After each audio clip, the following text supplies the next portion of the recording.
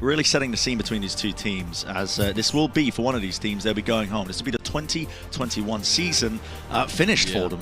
It's a ton on the line for all of them. And, you know, I often, you know, I'm poking fun at the Washington Justice for, you know, having an up and down regular season and coming alive here in the playoffs.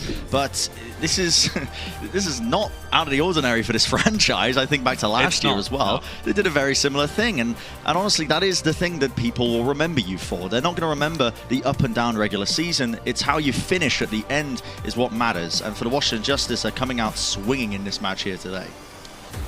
Yeah, it's only been a small sample size, right? It's not like we've seen them this year throughout a lot of elimination matches, and they've always been incredible. They've actually fumbled the ball a little bit too much before they've even got the opportunity to play in a lot of elim matches, which is quite similar to like their 2019 season where they peaked in Stage 4 but couldn't really do too much afterwards. But they are a team that when people think about the Justice, they think about them having these crazy high peaks and maybe being able to achieve them during playoffs, or at least towards the end of the season. We've already seen playoff decay in superb form. I'm waiting for more data though. It really is unfortunate, Brent, that both of these teams are clashing so early on, because throughout the season we've seen at their peaks, both of these teams have been fantastic. Yeah, it certainly looks like they are all comfortable as well in the interviews and whatnot. They're all certainly ready to tackle the challenges ahead. The opposition for the Justice, though, is going to be the Houston Outlaws, another team that is really just looking for the opportunity to showcase what they can do at Hawaii again. It's a high-pressure, high-stakes match, and both teams obviously going to be putting a ton of prep into this. It's very interesting as well how we don't really have a lot of information still on what teams are going to be favoring towards the meta, I guess. We've seen a lot of Reinhardt being played, some teams leaning still into the Wrecking Ball, despite Wrecking Ball being nerfed. But interesting lineup here today, Josh. You see Dreamer and Jake in the starting lineup here. Very interesting look, right, for the Houston Outlaws. They've actually only run Dreamer and Jake together 4 times in 4 different maps. 3 of them against the Florida Mayhem when they were starting to go on their downward slip, and 1 separately outside of that. They won all 4 of them. And that's a trend whenever Jake comes into the lineup. Even though he might not be as skilled mechanically as Juby is when it comes to Lucio, who has recently been unlocked from hero pools, the leadership he seems to bring to the team, they tend to play in more of a cohesive manner when he's in the squad. And they do have a significantly higher both teamfight win rate and map win rate when coach player Jake... I mean, look at his mouth! His mouth never stops moving when he's in! Yeah, it's a cheat code! It's this central figure to surround yourselves around as well. That one voice you're going to be listening to in the team fights is going to be rallying your whole team. It's a powerful motivating factor. That's what Jake brings at the end of the day. And the whole squad, obviously they've all got the skill to boot, as we are getting ready to head into this match between these two teams that are really heating up at the right time.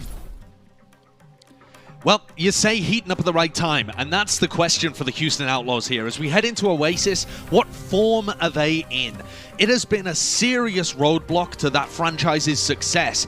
Even in this year, their best ever year, it has been a serious roadblock, them getting over the hump of winning elimination, playoff, or play-in matches. Brent, they are 1-8 all time in terms of playoff elimination-esque matches outside of the regular season, and they're currently on a 5-match losing streak when it comes to that. That dates back to the 2020 Summer Showdown as well. Every time they've had an opportunity to go to a stage final or something like that, they have whiffed it. They've let it slip through their fingers.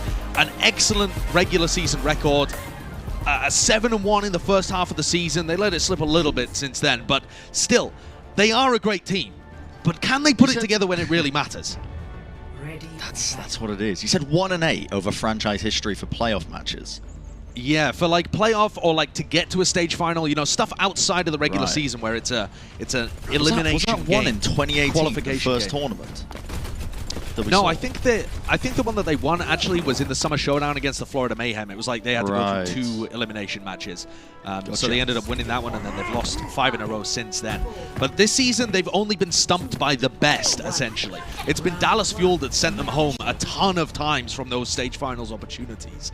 And they've been the best team in the West. Can the Justice do it here today? That would be a spectacular beginning to a potential playoff run, the likes of which we only saw last season from the Justice. And these teams, they don't want to be focusing on the past right now. It's all about the here and now, trying to win this fight right now. The Outlaws coming out with a Wrecking Ball. see a fast initiation here from the Washington Justice. Going to be running this Lucio Moira backline. They want to play with a bit of pace and aggression around the cooldowns as well, just trying to dive on one particular target. But the Outlaws, they just absorb the aggression, play backwards, and now it's their time to strike. You can see the power driver comes in, Dreamer sets it up. Is there going to be any sort of follow-up? Not quite. Still going back in, but Dreamer hacked up. He's in trouble. Let's try and break this bubble and back off to the rest of his team for heals here, but he's being pressured so heavily. Thematically, the Justice's composition is great if they can find these good opportunities to engage. Speed boost, Coalescence, what does the Outlaws do here? Mag is so weak though, Discord Orb on his head, but it's the main tank for the Houston Outlaws that goes down first. I believe that was a hack to set that one up as well into the Coalescence.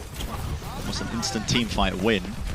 And as soon as you get this going, you've got the forward positioning. Houston looking like they don't want to give this up too easily. In fact, a perfect leap in there by Mag actually completely splits up the team. The bubble blocking a lot of heals. Piggy is in trouble, and they're forcing ultimates out. Crimson are using a Transcendence, but Decay just takes Happy straight out. Not over yet, though. Crimson leading the charge as well, firing shot after shot with the Discord Orbs. They need to get these kills, and they're finally going to be getting them on the other side of the kill feed for once. This is going to be them being able to eventually reclaim this point. Well, it's good work from the Outlaws, but and Crimzo as well, hitting some great shots to slay Decay as he comes back in. But they've only just managed to capture the point. They gave 50% to the Justice. And Justice with this Winston pick and with the Lucio Moira are going to be able to get aggressive and hold territory much more easily than the Outlaws are. Outlaws have to keep retreating with their backline and create that distance for Crimzo to do work. Good whip shot. That's wonderful by Jake. Just completely denies Mag away from the high ground. There's the pulse bomb combo straight up into it. That's the back line of Justice taken out. No more heals for them, and that's an instant disengage from this team fight. They know they can't win this one. Fury just trying not to get demeched and staggered there.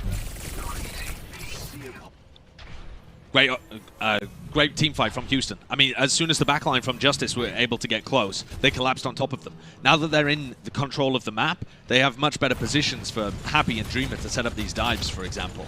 But Justice are going to come back in here with another call, and that's really dangerous for the Outlaws to be able to deal with. They won that first team fight eventually off the back of double support ultimate. Jake's still a long way away from that rally. The Coalescence is in hand. Now it's going to be used. Jake, though, just out in the open, gets beamed down. It's actually the spam damage from closer that ends up securing the kill. A very quick flip over there. Houston realize they have to really just give up this point completely. And Justice not looking to try and go away with the one pick. They want a little bit more than that. Houston, though, investing ultimates. Crimson with the Transcendence now. His team just barreling across the point. They need to try and get something out of this with Fury hacked up. It's going to be an easy demech for them. And now we see the EMP committed as well. Decado still out and around. Happy lays down the pulse bomb. That's not going to be finding too much Mag. Solo has to leap all the way around, and no one is really dealing with Happy. He's putting in a ton of damage, but where is the follow-up? The EMP eventually comes through to Washington Justice now. Looking to just about get these kills with 83% and counting. The team fight looks like it's slowly edging towards them. The Justice popping off this sound barrier as well. They're at 90% here. Mag trying to get deep into the backline. He knows if he can isolate Crimson and push him out, that's a huge amount of extra damage that's being reduced from the Outlaws side. What do they have that can turn this fight? Maybe Happy with a pulse at some point, but the Justice are going aggressive again. Yeah, that self-destruct is almost impeccable. It completely pushes Jake back. He can't lead it in with his team with the rally armor engaged. Overtime is going. Somebody's still playing the point. I think it might be. It is indeed Dreamer on the point. Happy as well, just causing a bit of havoc. Might have already just gotten 2 kills for them. Potentially still winnable for them. Now a Transcendence being built. Crimson has just been putting in damage this entire time. He's built up another one, and they may have just salvaged this. What a clutch! I did not see that one coming. I thought Houston were on the ropes. We were headed to round 2 there, and Happy just pulls 2 kills out of nowhere. Crimzo as well, yeah, I mean, I'm glad that you brought that one up as well. He's been doing a lot of work, and he's been able to get up to that trance that helped them solidify that team fight. But they've still got to win the next one. You're going to have EMPs on both sides. Dante was the proactive one last time around. Not sure he's in position, though, this time. Just hanging around with his own team's backline. Yeah, Houston have given up a lot of space here. They're trying to work around the flank with the speed boost coming through. That's an EMP, though, as they try to engage onto them. It's a good one. Could be an opportunity for them, but nobody is really dealing with Decay. He's going to get spotted. So much damage. Crimzo trying to dodge a juke. He gets the volley off the pulse, though traded. It's 1-for-1. A bit of post-mortem coming out. Still the Justice. They've got enough picks. Can they try and find it? Happy wants to try and at least mitigate this threat that's coming their way. This round really going to the brink now with 99% on either side eventually. Dreamer hacked up, so not going to be able to use these mines. Just needs to try and stay alive. You can see the peel is there from Piggy, but a big pile driver to set up that. The tanks are going down. The Samurai on top of it, the Washington Justice. They've got every tool at their disposal, everything necessary to try and at least flip this one over. See what the Outlaws have got in their tank to try and find this fight. Last time, Happy came up with the goods, managed to get a kill. Jake so close to rally, as is Crimzo to his Transcendence, taken down at 96%, and Jake burnt down as well. Bebe's call just out-tempos them both, and that Bio Orb seals up the back line. So difficult to try and find, and now a couple of players left for them. The mines kill onto Bebe, but the overtime, it trickles down. Looking potentially turnable there for the Outlaws, but my word, so tightly contested between both of these squads. And that's the trouble with the Justice's comp. I guess when you have that much sustain in the backline with the Lucio and the Moira, over the course of a long drawn-out team fight like that, you're eventually going to be finding the edge if you can build up to that coalescence in time. And perhaps this is going to be the real strategic battle between these two. We already saw that the Justice played a ton of this Moira, Lucio, Winston comp. It's a very similar composition to what people were dubbing the zombie comp back in the June Joust, because nothing ever died, you had tons of healing, essentially going around like you're immortal. But Houston are trying to play something that we thought would be a bit more meta, the Ball, the Zen, the Tracer. But the backline really struggles to get cemented into position. And if Mag can sync up with Fury and you're building up those fast calls, the Justice are always going to be the attackers. And look, there they go again. But Bebe falls immediately. That is a very impactful pick from Crimzo. I mean, there's no understating it. With Bebe down, he's not going to be healing. He's not going to be putting up the coalescence. The major win condition for the Justice's comp taken out. They've essentially won the team fight off of that alone. What a god tier performance by Crimzo he's putting up already in this series. Fury now just resetting his mech, and things will start again. The two huge advantages for this are that Justice is favored in that opening fight, and you've won it. Now the Outlaws now have this high ground control, and no part of the Justice's ult cycle is even close to coming online. Yeah, the Justice, though, working as a group here. You can see the power drive actually disrupts them as they were trying to rotate onto the Houston Outlaws, but the positioning Crimzo is playing in a very nice angle. He's going to be putting out the heals and the damage once more. Justice trying to jump on them with Dreamer going down. It's a huge opening for them, and Decay, I mean, he's unleashed right now. Look at him just trying to push away Happy, who's on the point, just trying to get any sort of kills he can, but eventually brought down there. Not ideal for the Houston Outlaws. They have to try and give this one up. They will. They're pushing constantly towards spawn here, Justice, as well. Another hack onto Dreamer, but no significant follow-up. They can wait for another speed boost, to come online. They try and speed boost Cole here. Oh, they are. Cheeky wraparound. Oh, yeah. I mean, they're not wasting any time. This is discipline and determination being showcased by the Washington Justice. The coalescence is off. Decay, meanwhile, still causing a bit of damage there into the backline, and Mag with this Primal Rage is eventually going to get brought down there, but he did force out the Transcendence. Still, with all of them going down, it's an even fight for either side. Crimzo just trying to survive, but with the EMP, that's the DPS line of the Washington Justice putting in the good work there. Point flipped over though. Outlaws in control of it, but it feels like this team fight again, the Washington Justice are going to be getting players in a little bit sooner, I think. I think they're going to be annoyed there that they let the point flip over, to be honest, because now this is all just passive income being generated for Houston. And their players are coming back in. There's an EMP. Closer though, with a good response. Yeah, instant sound barrier to just mitigate it. It's a pulse bomb onto Fury, very, very low in the end. Close to just trying to whip around and follow up on some of the damage here as Bebe well. hacked. That's just trying to boop them, but with Bebe hacked, it's an easy kill. And the Houston Outlaws, with the tank line missing from the Justice, they should be the winners of this team fight here. The hack onto Closer, yeah, they realize the fight is over. The Outlaws holding on to that one as well. And yeah, the Justice probably a little bit miffed at the fact that they ended up losing the point, I suppose, in that as well. They could have at least ended that maybe with 50% on the board. Even the neutral fights, though, are not particularly going the way of Washington. Here we see a little Tracer skirmish on the left-hand side. Dante did a great job in the prior fight of hacking the Moira. The Moira is so crucial, the center point, the anchor, the pivot to how this comp all works. Hack onto Dreamer. So low, he's right in the bubble as well. The heals are going to be hard to come by. Tracked down by Decay, the bomb as well as that. Fury just comboing it all up, pushing them into these awkward angles. The Outlaws, no choice but to collapse, unfortunately for them. Point again goes over to the Justice. Now they can start to build up a bit of that percentage. And they've got the forward positionings again, crucially, as well as that. Bebe, the Coalescence, almost online, just about 10% away. Taking a look at these EMPs, both players are generating them relatively quickly, and Assassin has been good.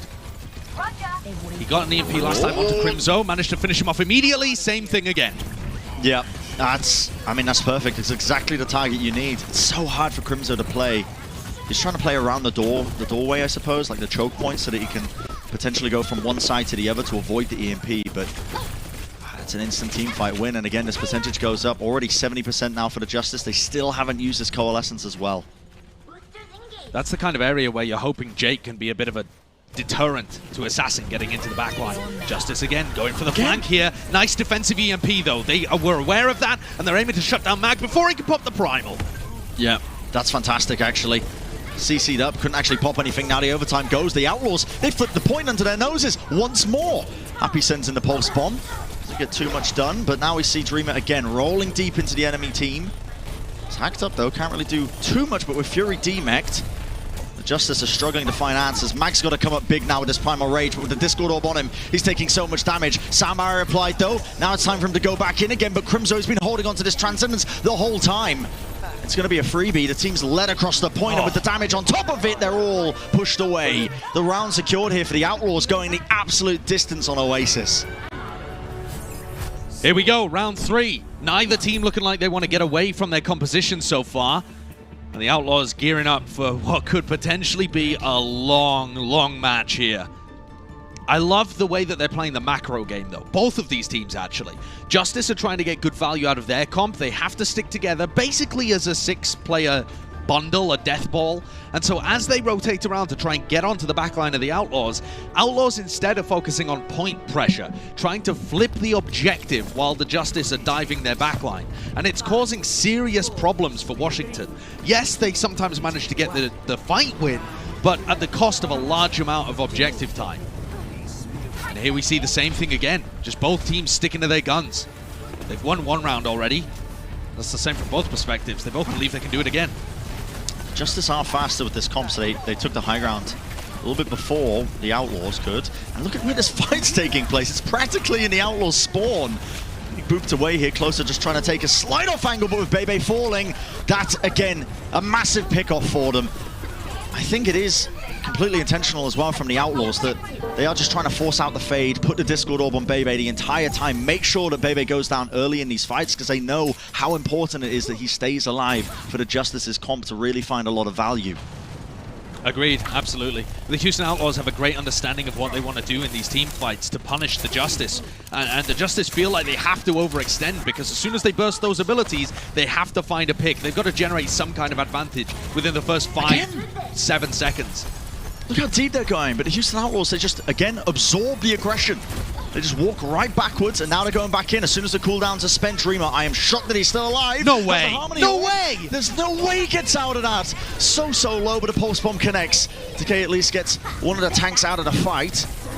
You see Jake using that rally now to lead the team forwards with the EMP on top of it. This is the Outlaws with a ton of damage, and the Coalescence is really just being mitigated. A nice stun. Jake bashes him right out of it as well to cancel it. Not going to be having that ultimate now for this fight, and with the Transcendence healing on top, that's the Outlaws sealing the deal there. 50% in counting now for them. And they've got a great read on how to push and pull against what the Justice are really throwing at them.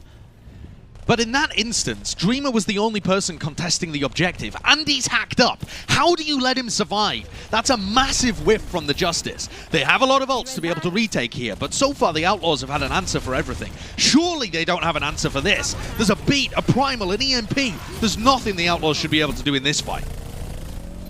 Trying to bait them onto the point here, potentially to get the EMP off. It only connects onto Dreamer, though. He's already around the corner. Sound barrier as well from closer, and Decay with a pulse bomb.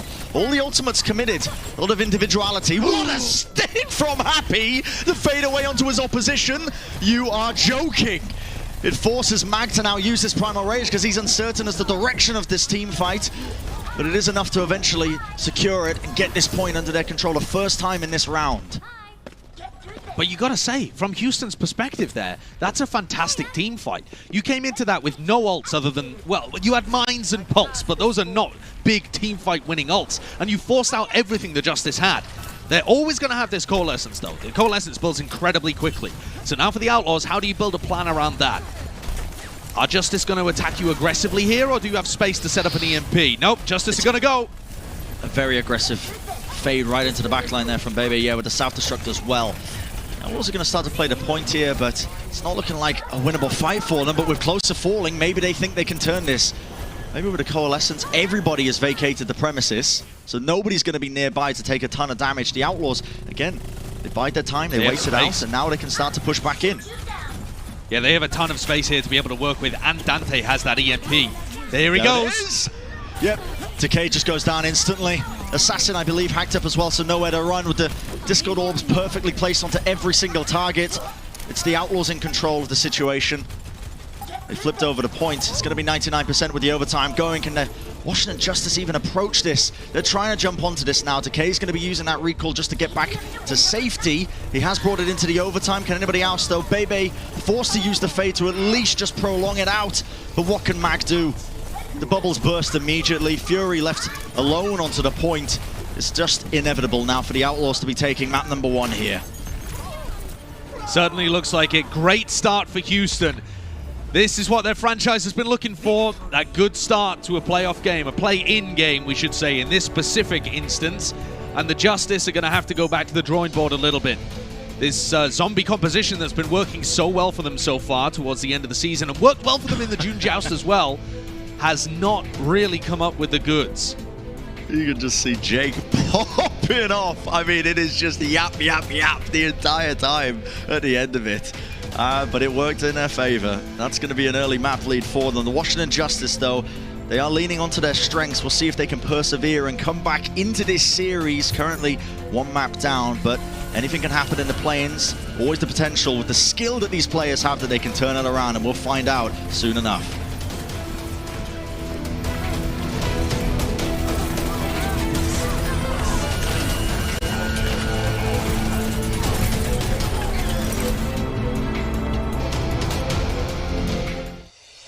Coca-Cola is the official refreshment of the Overwatch League.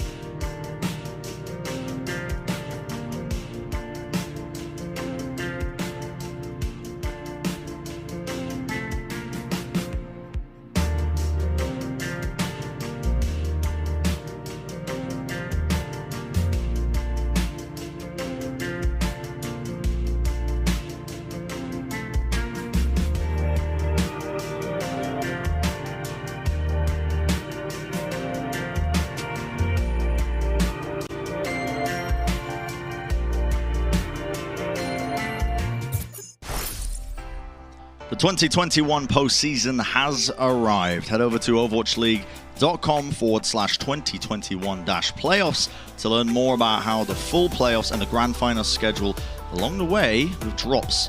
It's going to be good, honestly. It's shaping up to be a very, very interesting postseason for all of us from the 21st of September all the way to the 25th. You know you don't want to miss it. It's going to be crazy. I mean, even if we think... I mean, even this game is an excellent one. Two teams at their peak can go deep in any kind of playoff. And they both look to be playing some pretty great Overwatch right now. For me, Bren, though, the real question is, where does the Washington Justice go from here? Because theoretically, their composition is good. You know, the Moira Lucio does well against a Zen and a Brig in the backline. But Outlaws were playing so cautiously and being great at backing off away from the Washington Justice that now you've got to start to have some strategic doubts in your head. Anubis, though, is a great map for it. Certainly is as well. We've seen no subs being made on top of that. So the consistent factors for both of these teams throughout the entire season has been the off-tanks and a lot of capacities as well. I mean, we've seen Piggy and Fury in this head-to-head here. Fury, one of the best off-tanks in the world, I think it's safe to say as well up until this point. And look at these performances over the course of the season here. Yeah, I really wanted to highlight this because this is quintessential veteran versus rookie. Fury's been in the league since day one, and he's been renowned as one of our best off-tanks, especially when it comes to mechanical ability. And Piggy's had a phenomenal season. I mean, Piggy was a top 3 off-tank in the first half of the season, and then he's been overtaken a little bit by people like Hawk and Space, so he's now pretty comfortably sat at a top 5 off-tank as we power rank it in the entire league, which is way higher than I thought he'd be coming into this year, considering the Outlaws had a rookie tank duo, and then Juby sat at support. Like they've made a lot of swaps in terms of the main tank and the support lineups, but Piggy has been there the entire time delivering ridiculously good performances considering how little experience he had coming into the league.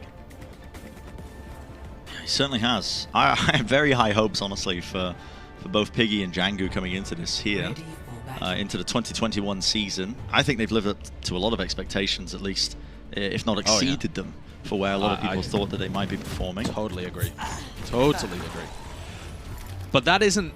I don't think the off-tanks have the power in this meta to dictate how the game is going to go, if we're looking here on Anubis.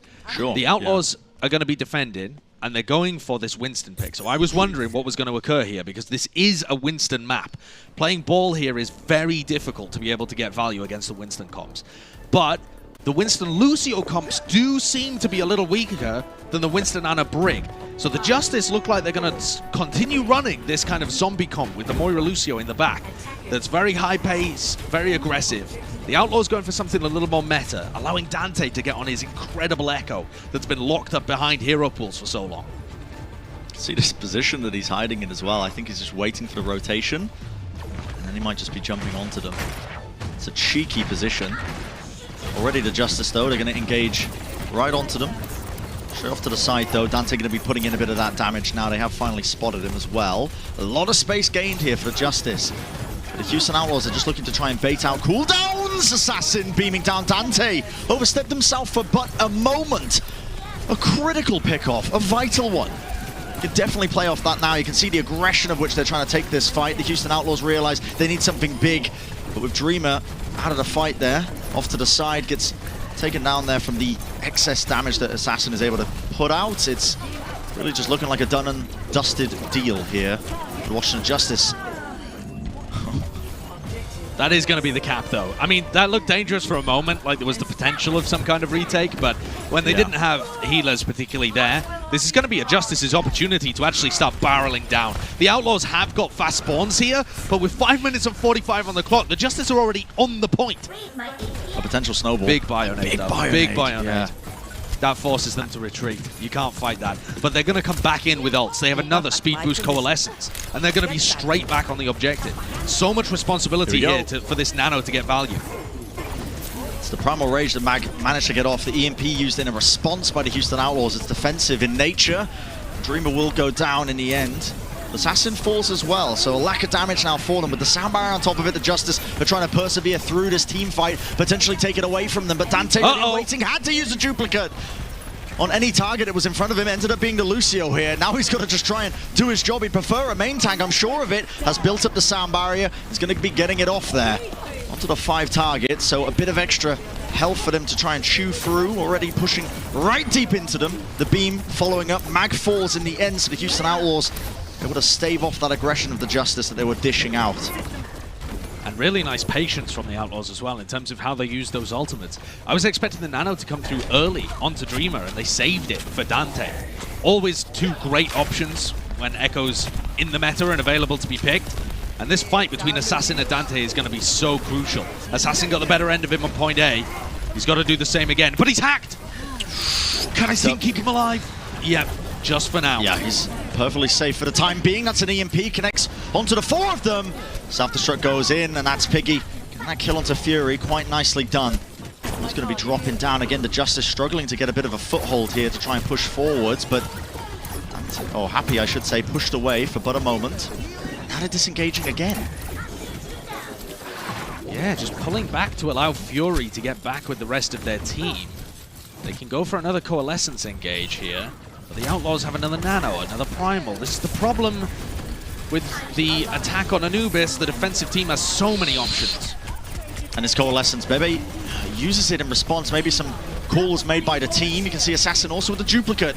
Just needs to build up the self-destruct, eventually drops it down. A nice little present onto the point to push them all away. But it's Decay who ends up falling.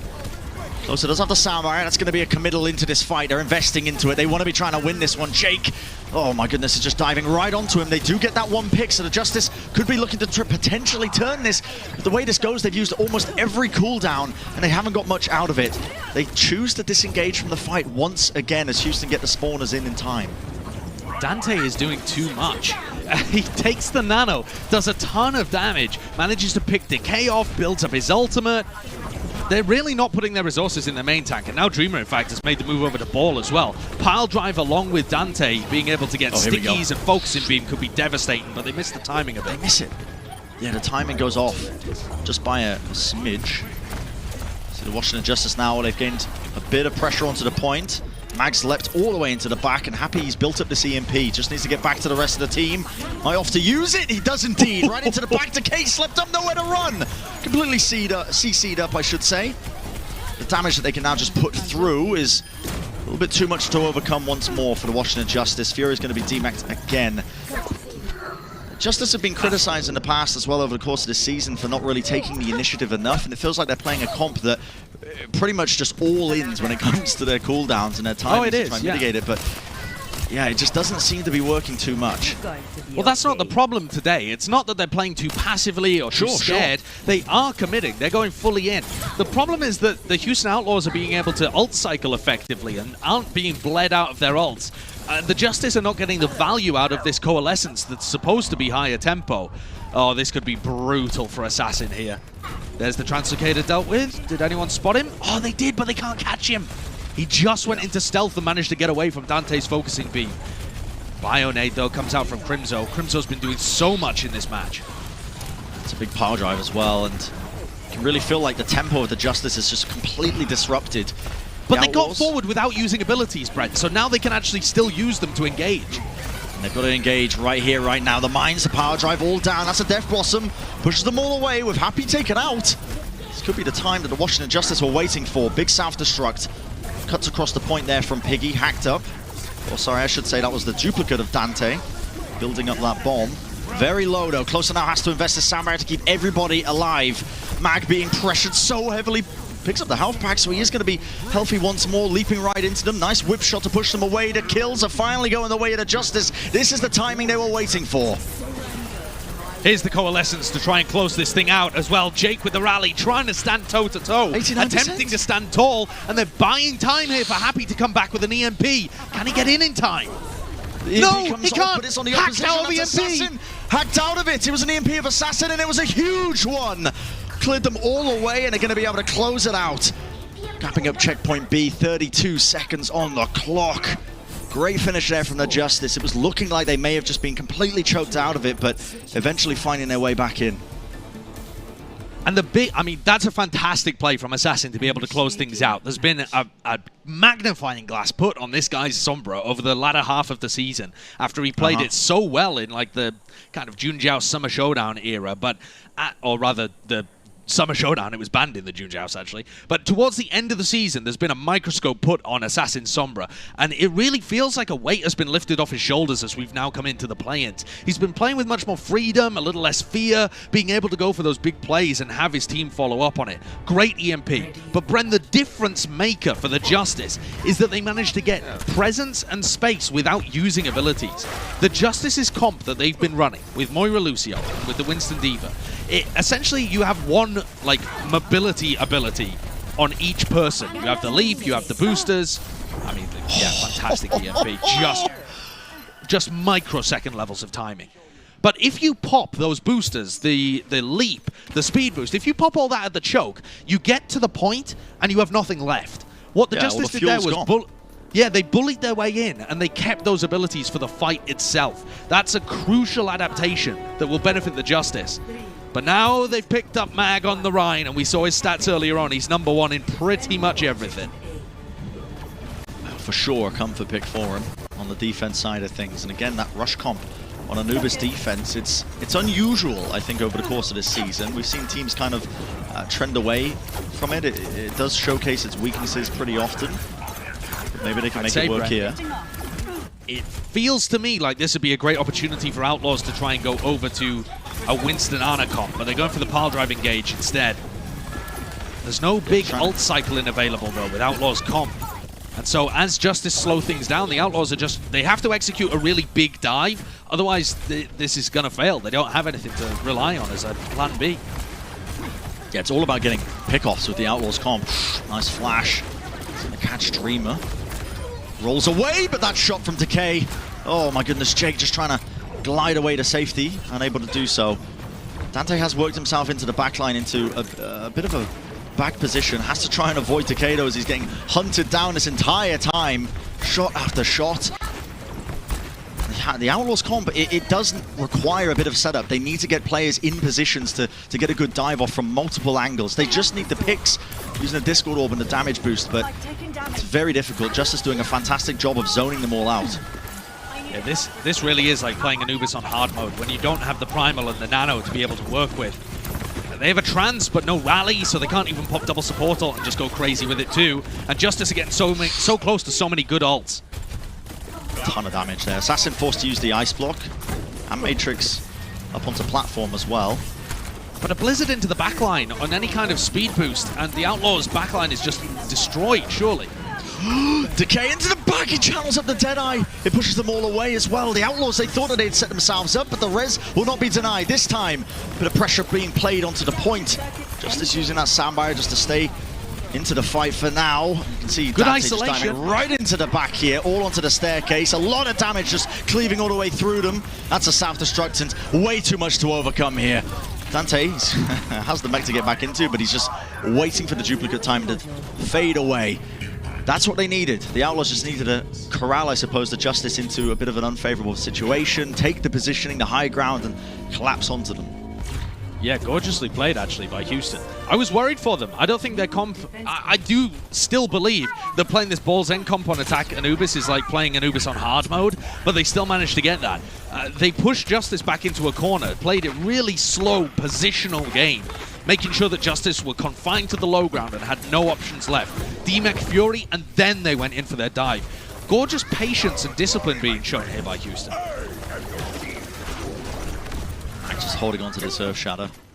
It could be huge for them. There's not really any shields in the way, other than Jake. Might just go for the old wraparound here into Dark, and I think Houston are aware of this, the positioning and how far back they're playing. But now they're waiting for the engagement again. And Matrix from Bebe. Drop down there. Crimson needs to be careful! Oh my goodness! Fire strike right through it. Snipe. That's so good by Mag. And the pin as well, finding the timing. Almost got Dante. There's a reason why this guy is #1 when it comes to final blows. #1 in damage, #1 in limbs, #1 in ult kills. Mag's Reinhardt is just so fun to watch as well. He plays it in an aggressive manner and goes for these like mechanical sniping plays that are so fun to watch. It's really just threaded the needle, I think, past the pillar there. Yeah. To get that kill. Happy is... That is a whiff. I mean, there's no other way to put it, unless he was trying to predict some sort of 90 IQ play with Assassin walking into it, but I don't think that's the case. Okay, that's a little bit odd, and I don't know if it's going to be throwing him off. Ults are still being invested here from Houston. Channeling up the Deadeye, though. Decay going to be pushing them all away. Piggy eating it up. Still the fight continues. Yeah, but now the EMP into the back. Assassin just wiping them all out. The backline of the Houston Outlaws. They can't withstand it. Oh, he looks like a different player. I love the proactivity of Assassin when he's playing Sombra right now. It feels like he lost it for a moment. Maybe it was just confidence towards the end of the season as the rest of his team was playing poorly. But he looks like his old self. I'm really enjoying this Sombra play, but he's swapped over to Reaper now. This gives them more tools to be able to deal with Dreamer's Winston, and they've just made that swap as well with Crimzo playing Ana. So now it's a very default comp coming out from the Houston Outlaws. They still have tools to be able to work with in this team fight, even though they just swapped the Ana and Winston over. They can rally, they can go for the duplicate as well.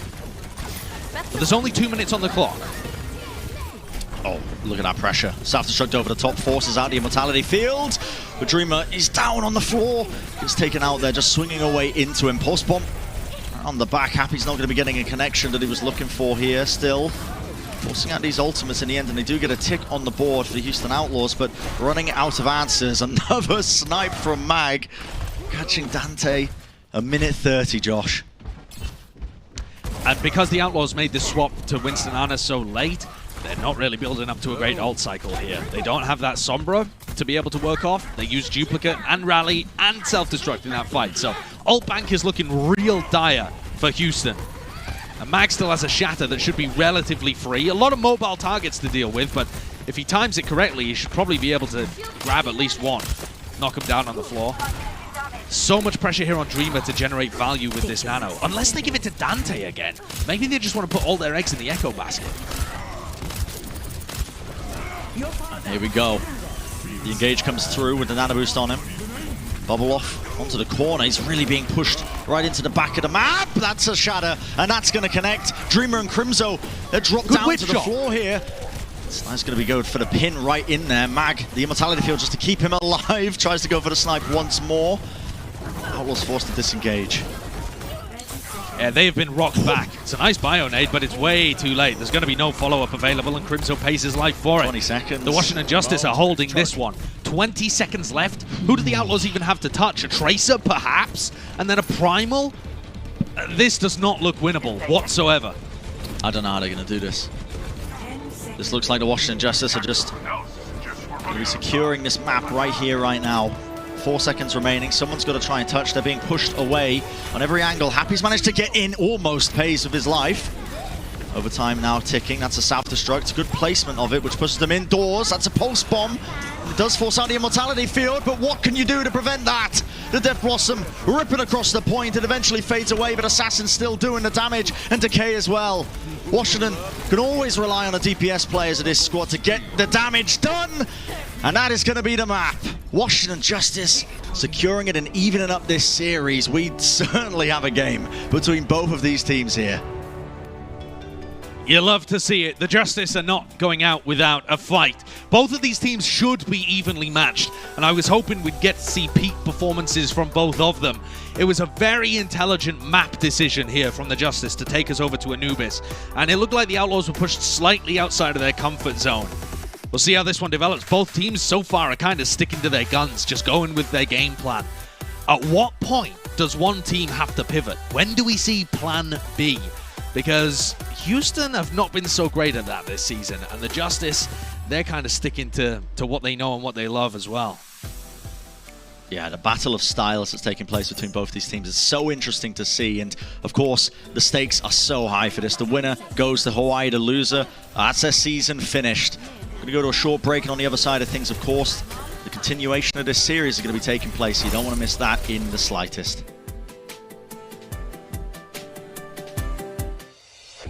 The Overwatch League is brought to you by TeamSpeak. the official voice supplier of the Overwatch League.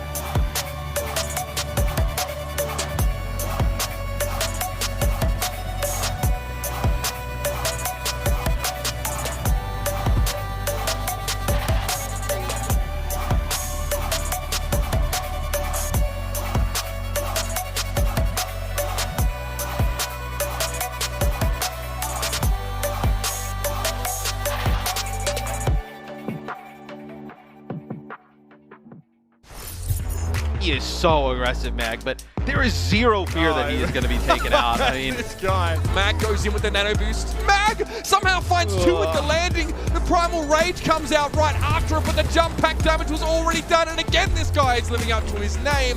Talk about Mag Lev. He barely touched the ground. They jump into the backline and Mag is getting so much work done. Look at the work. He's absurd. Oh my god, that's 4 kills for Mag so far in this fight. He turned that from an unwinnable situation into a dominant one for the Washington Justice. Mag gonna have Primal just in the nick of time there. He must have buffered that key press, and there it is! That corner! That's a fat shatter! He just walks up Shatter as he connects with 3. Mag. Oh, he's absolutely unhinged, man! I can't believe what I've just seen! Buddy hops forward and MTDs the heck out of Fearless. That's another stunner. Knocked to the ground by Mag. Unstoppable on the Ryan so far. These Earth Shatters are sublime.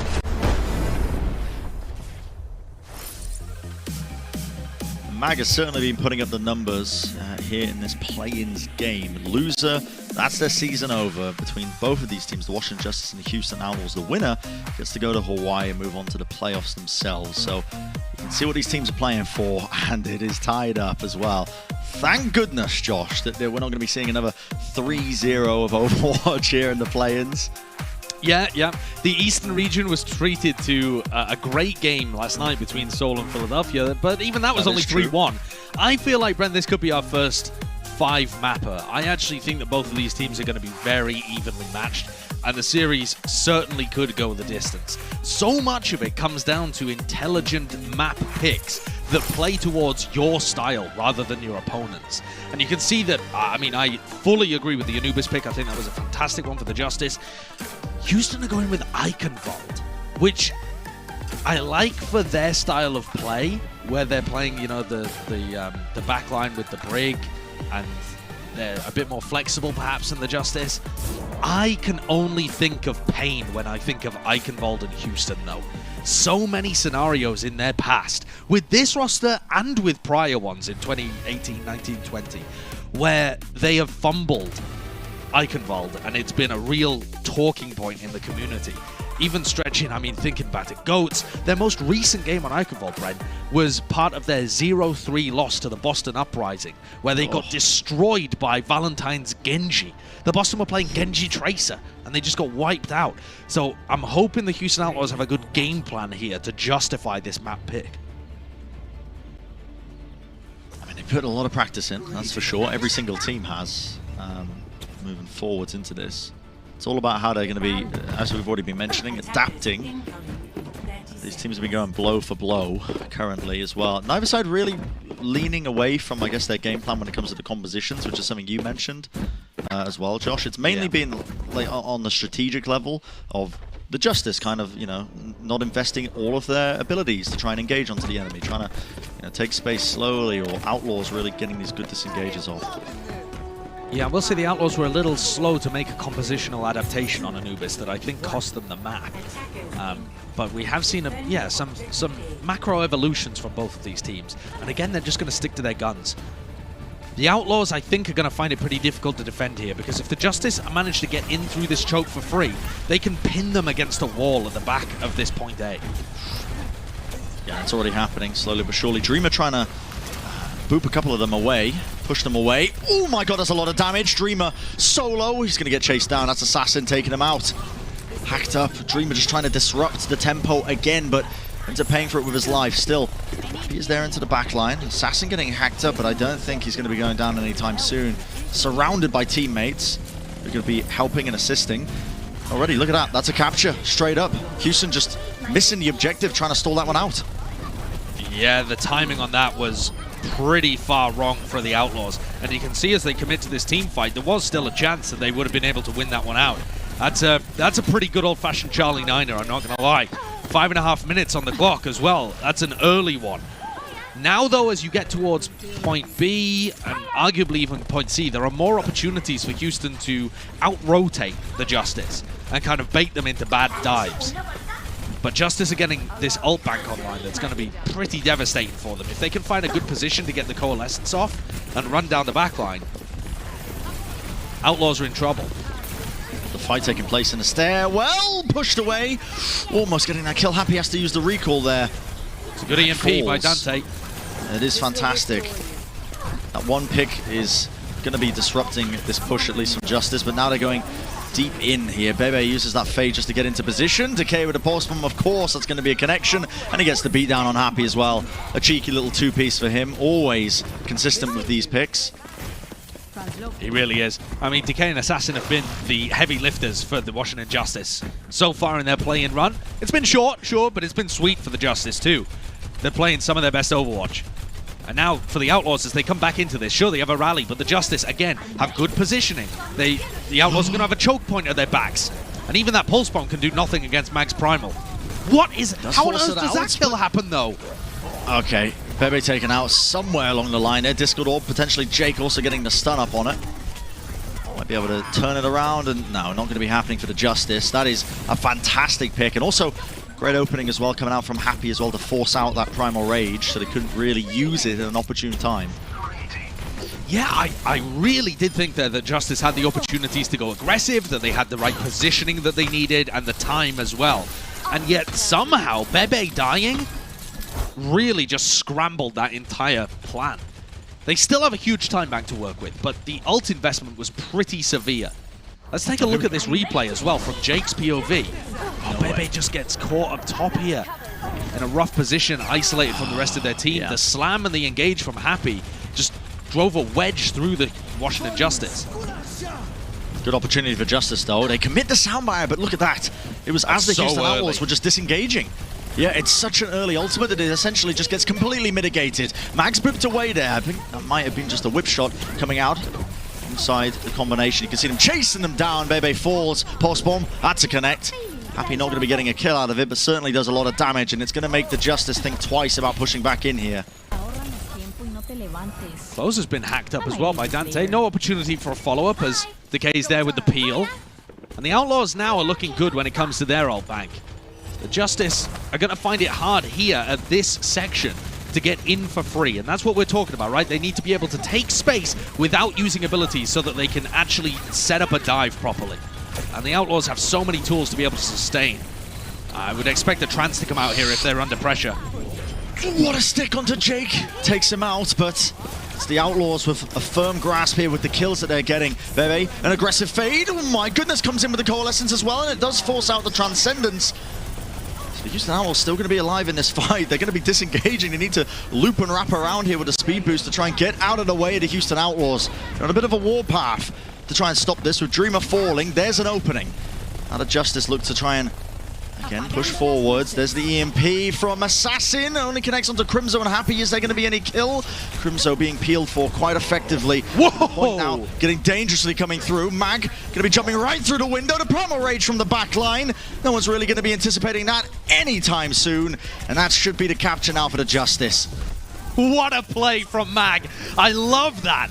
The rotations from Justice have all been sublime as well. The hack, though. Oh, and he gets taken down. This forces out the sound barrier, but it's still all going to be fine for the Justice. Their rotates, though, were immaculate.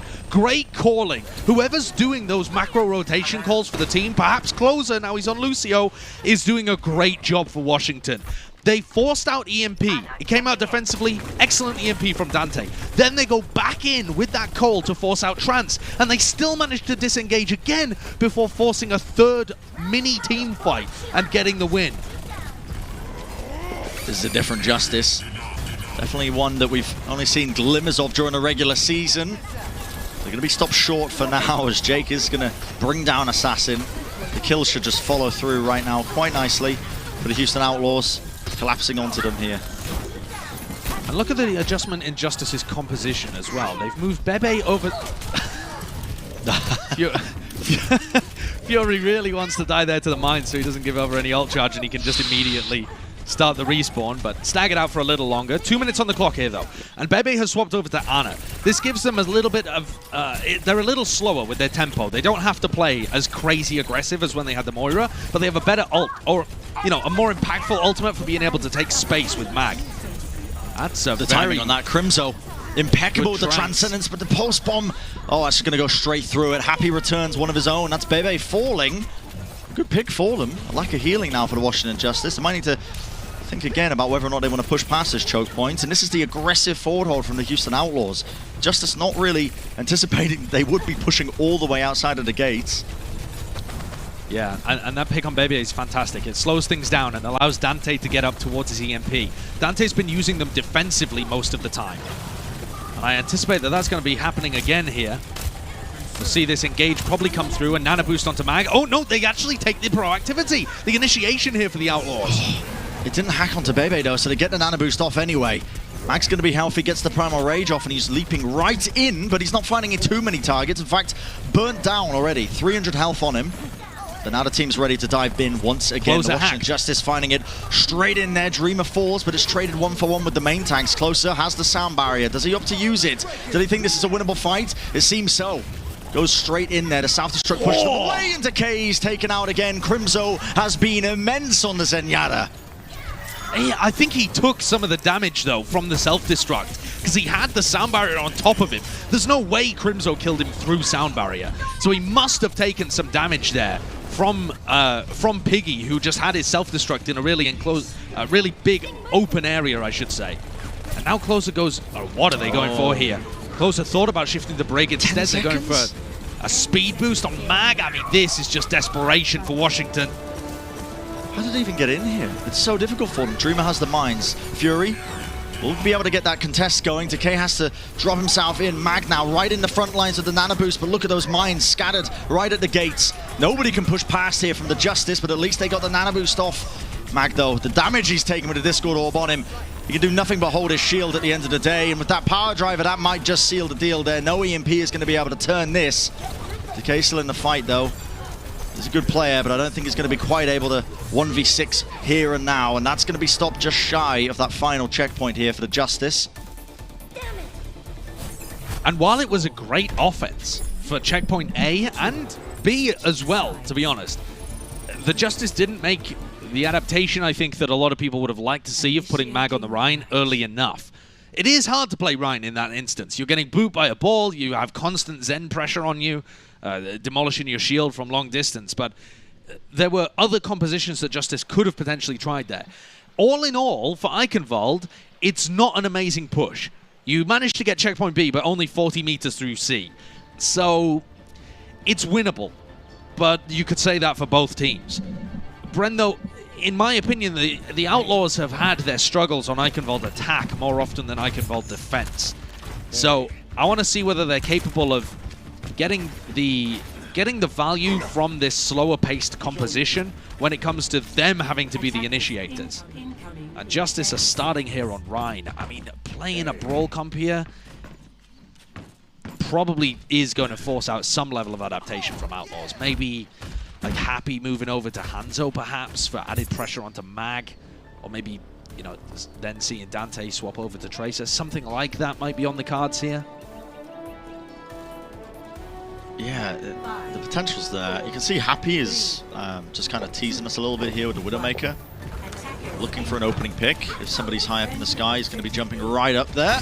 Oh my goodness. I mean, Decay was really testing stuff there. Limit testing, I guess. I don't know what you'd call that, but yeah, almost close to just getting instantly picked off. And the Outlaws have scouted at this point, and they're deciding to go with their same comp. Dreamer hacked. Dreamer's been stunned, and then hacked, and now died. Yeah, I'm taken out early. I don't think the Outlaws have to back away from this. They're trying to get in a surrounding position, I guess, to try and, again, get the dive off with this composition. It's all about the Discord Orb and finding those correct dives on one target.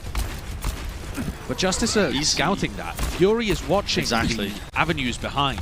They have got their Ball and Sombra in position right now. Good hack on Fury as well. Oh, they destroyed Mag. Oh yeah, Mag had no idea what was coming towards his direction. It was back against the cart, couldn't really turn in any direction. Hacked up, stunned. Yeah, a difficult situation to be in right there, and that's a cap. The Justice, they had players to touch again. We're seeing a bit of a mirror. This happened when the Justice were attacking, but it's a quick, clean capture. Yeah, obviously much harder to actually contest when you don't have Mag there as Reinhardt, and he has that big shield to be able to work with. Overall, though, I am really impressed at how Houston are being able to still get value against a range of different comps that the Justice are running. So they've tried Winston comps that get towards their backline. They got Rush Brawl comps. Houston have an answer in terms of their playstyle for everything. And Assassins managed to find the Translocator here, looking for Dante. Oh, okay, yeah. But nothing really too bad there. Dante's just set up for EMP now. That's a pulse bomb off to the side. Hack, EMP onto a lot of targets there, catching all of them. Decay trying to prevent all of it. He's going to be flashbanging, jumping right into them, but he's going to be taken out as well. And a couple of players left now for the Justice, and yeah, fantastic moves from the Outlaws there. Yeah, another well set up team fight. They are reading the pathing of Justice and outplaying them in a lot of these situations. These team fights have been immaculately played. They have patience to be able to set up really well before they commit. And now Justice are going back to the comp that was working for them on Anubis. Mag going over to Winston, Bebe on Moira. We're going to hold our W keys. Oh. Yeah, they just jump straight onto Piggy. The neutral hack is enough. They take the kill as well. Managed to separate that. Now the Outlaws scattering off the point. They're getting a decent amount of progress on the way. Decay forcing out that recall. Happy unable to really take an aggressive position to this fight now that that's being expended and pulled out of him. Assassin has also done so well at tagging Dreamer. There's another manual hack onto Dante as well. Assassin Sombra has been beast mode in this series, and in his prior one as well. They forced out the trance so they can go for an EMP afterwards. The Transcendence is forced, but they got the kill onto Closer. There's no sound barrier for the fight. Do they still want to be trying to fight this? The Outlaws have not been given up. The constant pressure on the objective means that this is coming right up close to the finishing line. EMP only onto Happy and Dreamer, but now to self-destruct. It's perfectly placed. Oh, wow. Assassin That's couldn't go anywhere. Now the EMP is going to be clearing away that sound barrier. Closer gets absolutely nothing with it, and the kills are going to keep toppling here. One-sided kill feed, filled up with green for the Houston Outlaws. It's going to be the cap now into checkpoint B. Justice, do they need to consider a bit more swaps here? They made the kind of transition over, I suppose, to the Lucio and the Moira, but it's difficult to set up when they don't have the ultimates online, especially now when it's being pushed into checkpoint C. And look at the aggressive positioning of the Outlaws, Josh. There's 4 minutes as well that they have to work with here. They can afford to give up this fight and still have ults to work with next time. But Jake is almost certainly going to use Rally. They can see the finish line right in front of them.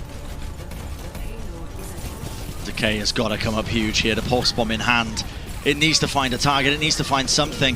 Trying to put the pressure onto Happy, trying to move them all the way to Hack into the stairwell. Comes around the corner. That's going to be the collapse. Crimzo will fall in the end, but now the rally armor carrying Houston forwards. Not going to be going down too easily. Just backing off around the corner here. Happy going to be whiffing his own pulse bomb. Washington holding on. They move away from the cart. Oh my, Jake in the chat being very cheeky. Not sure if the audience caught that one, but yeah, won't be repeating that.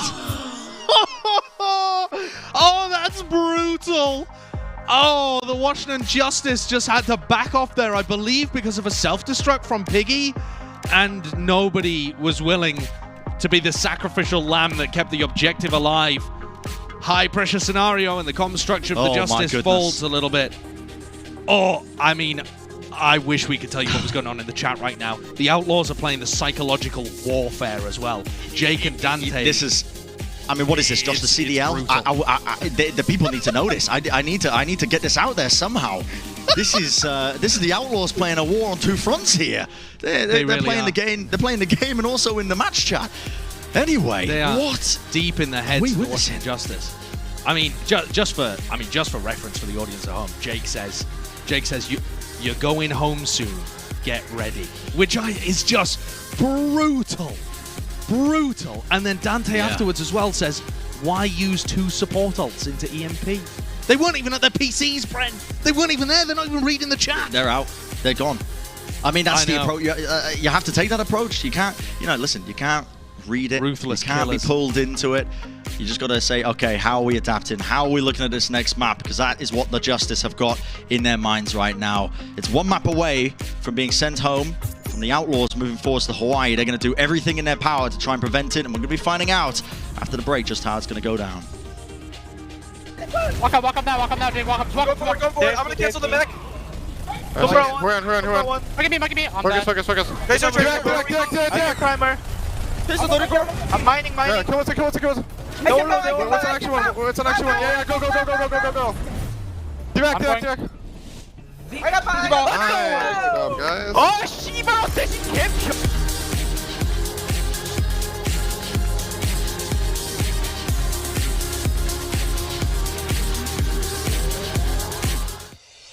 Coca-Cola is the official refreshment of the Overwatch League.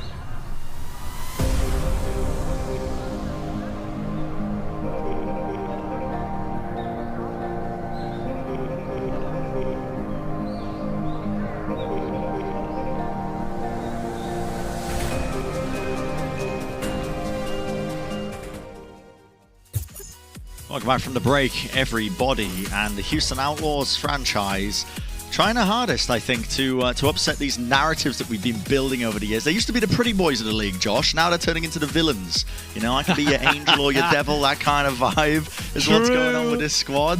They are BMing in the match chat. They're trying to get in the opponent's heads, and they are one map away from going to Hawaii to join the rest of the teams in the playoffs. I mean, this would be a dream come true for a lot of these players.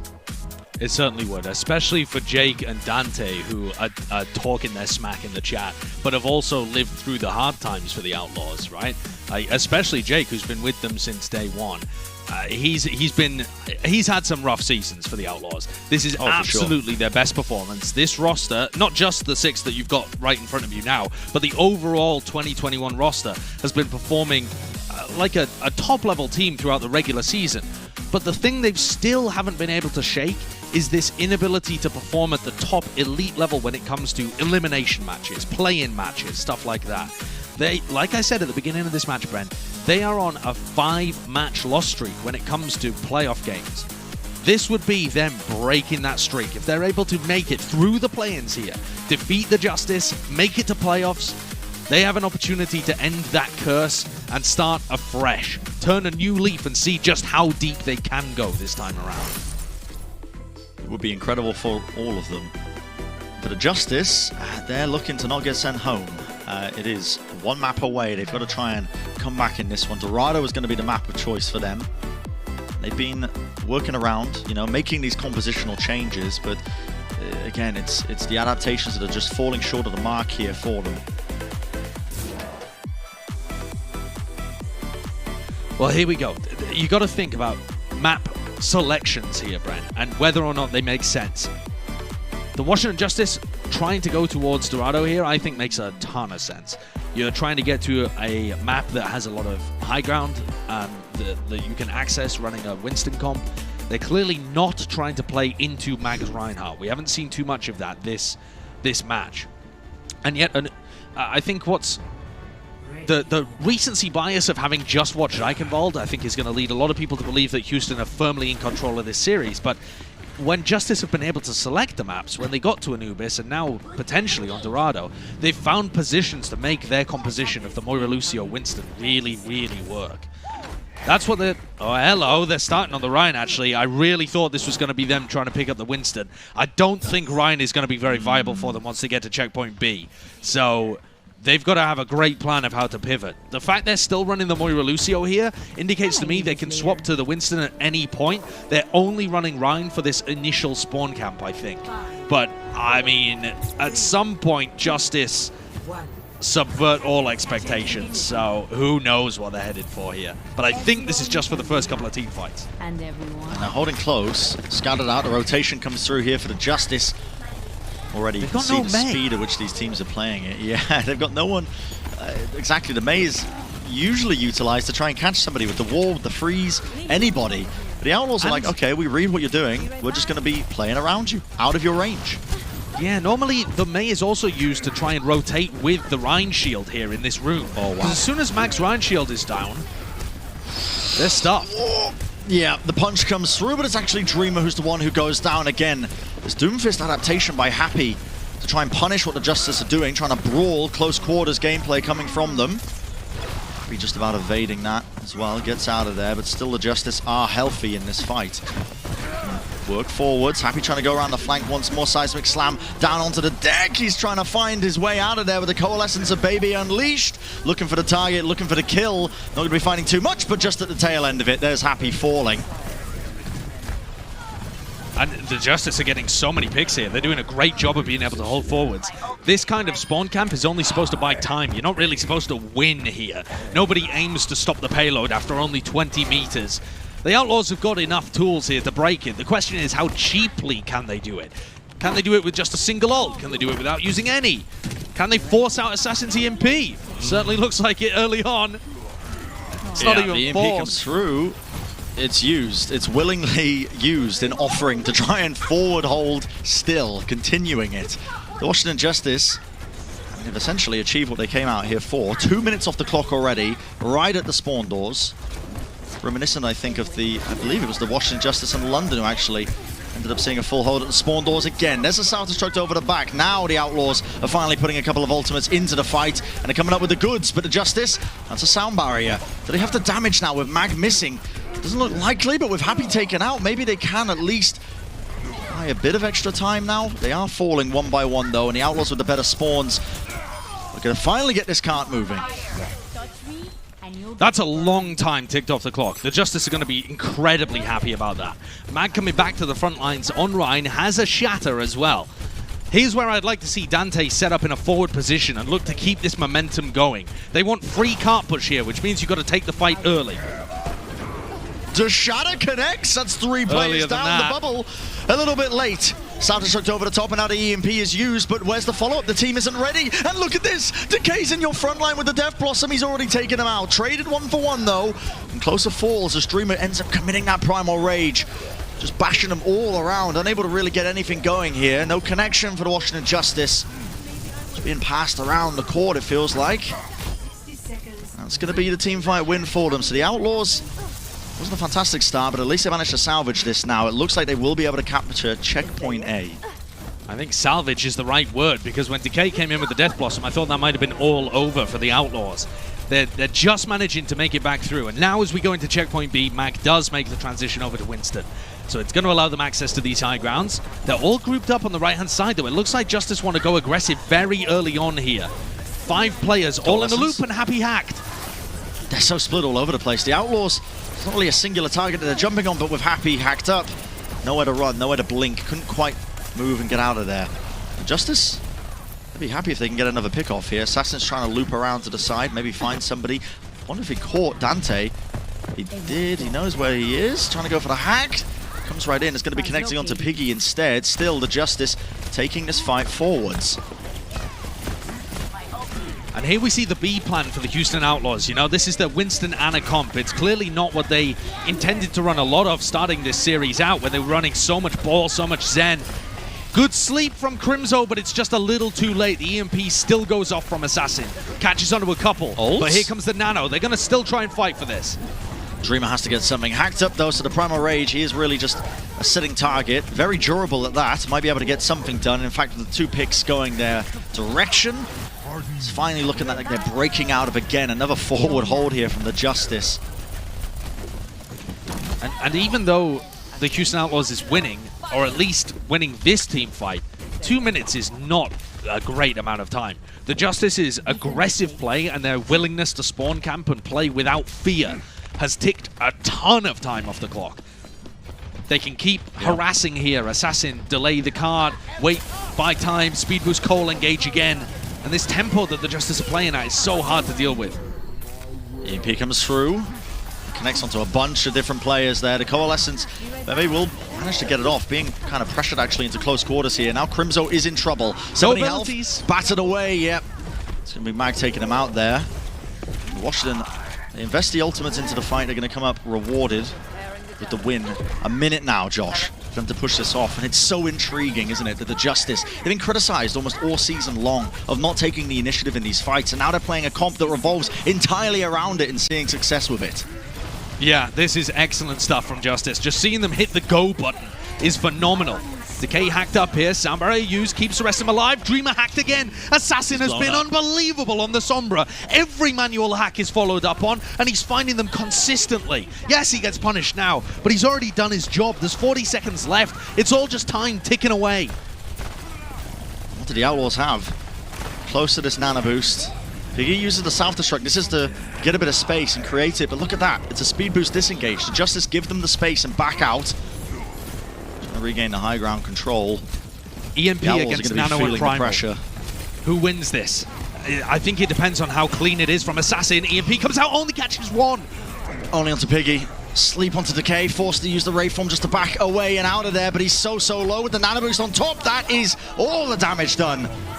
Cleaving right through them, Dreamer leading the charge for the rest of his team, and there is follow-up for the damage here. It's going to go into the overtime.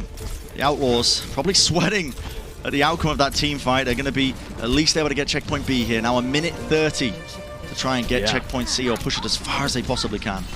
by the skin of their teeth. I got to correct myself as well. Assassin actually got 2 with the EMP, and then Crimzo immediately saved Dreamer with the nano boost. So he did catch both tanks, and a great play from Crimzo again, who's been so good for the Outlaws in this series. That's a 5-man, I think. Bebe with the Coalescence just, again, the one target they were hoping to probably catch with that one. So much damage onto them. It's going to be Mag falling. Dreamer so low, just about leaping away and gets the heal. Stunned up though. Decay can't go anywhere. Oh my goodness, the shield bash, the hack, the Bionode, everything committed into him, and that's the Outlaws winning out this team fight. They needed to have that happen, just so they could at least break past that choke point once again. 45 seconds for them. And this is the ult cycle. And a fantastic EMP comes out from Dante, like you said, catching 5 people, and now they're going to get back up to the nano. This is the dangerous territory for Justice, where Outlaws start to get this online. Here comes the rally to keep him alive as well, despite the manual hack on Piggy. Yeah, Piggy can't do much peeling as it stands. Mag What a stepped sleep up from at the top. Crimzo. That's no Primal Rage. Now you see the Nano Boost offloaded onto Dreamer. He's leapt over the side though, so I'm going to be able to get value out of it because he hasn't built up his Primal Rage. He wants to be tickling them, doing damage this entire time. Washington not giving up. The self-destruct there from Piggy just lands directly onto the payload. Decay falling. That's a pulse bomb! Oh my word, Happy. You gotta be kidding me. 3 kills into the overtime for the Houston Outlaws, but they are in prime position to push this all the way. And this is a fumble from Justice. Unbelievable. The Outlaws are able to complete all 3 objectives. A Dante in the chat again. They are really trying to play the psychological game today. The Houston Outlaws just type in C9 at the end. I mean, it's not even a C9. They won the team fight. They managed to tick it through. They're just trying to get into the Justice's heads. These players in these big playoff positions, some with a lot of experience, some without too much. There you see Dreamer just doubling down on it. C9 in Owl match? How is it possible? They've been infected by Jake, I think. I know. Crazy guys, sorry, we are all nice. You can't defy the narratives now. They've all seen you type it in the chat, Jake. Jake's trying to wind it back. Oh, man.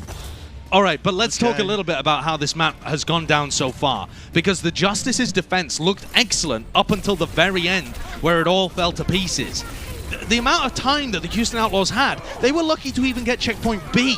And so to give them the whole of C as well off the back of this play is just unconscionable for Justice fans. They're not going to be able to be satisfied with anything the Justice have to say after this match if this is how it ends. The Justice have got to pull something special out to be able to get this to a map 5 and keep their playoff dreams alive.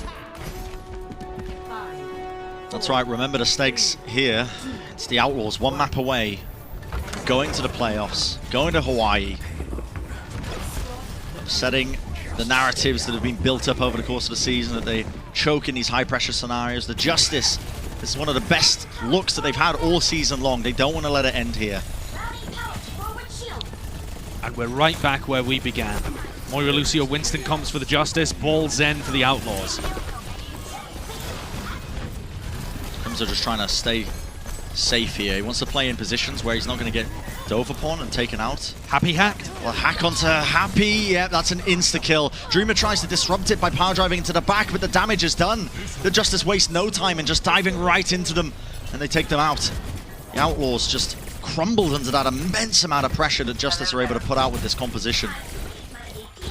Assassin doesn't have very much experience in terms of Overwatch League, right? This is his rookie year, but he has been playing for, you know, Runaway, this huge contenders organization. And I don't think the pressure's getting to him at all. He's playing amazingly on Sombra. He's setting up all of these win conditions for the Justice. Okay, with a tracking, hunting for a target.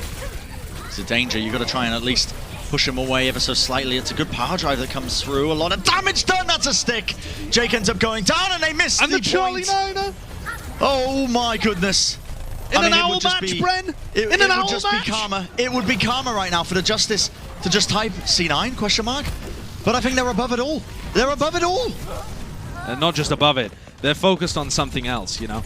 They are the ones that are struggling a little bit in this match, and it's difficult to be able to take that confidence and just project it out into the universe. The Justice are using all of their mental energy right now to just stay in this series. They're doing a great job at it. Look at this time back. Couldn't be more different to when the Outlaws were attacking. Now Dante's got an EMP. Now we might see it unleashed here. It's a neutral hack. He's hacked hacked! Though, Dante. He can't go anywhere. Assassin! That is excellent from Assassin again. I mean, this guy, he was joked He's about everywhere in the grander community, but he is finding these neutral hacks. Impeccable timing. If they manage to win Dorado, if they manage to win this series and come back from this, Assassin has, I mean, he's done it anyway, even if they lose. He's redeemed himself from this. Here we go, Mag though, hacked up by Dante. Another defensive EMP coming out from the Outlaws. Decay finding value. This DPS line from the Justice is coming up with the goods. Yeah, they're firing on all cylinders. This is fantastic. Crimzo falling 92% to that Transcendence. They're not going to have it for this next team fight.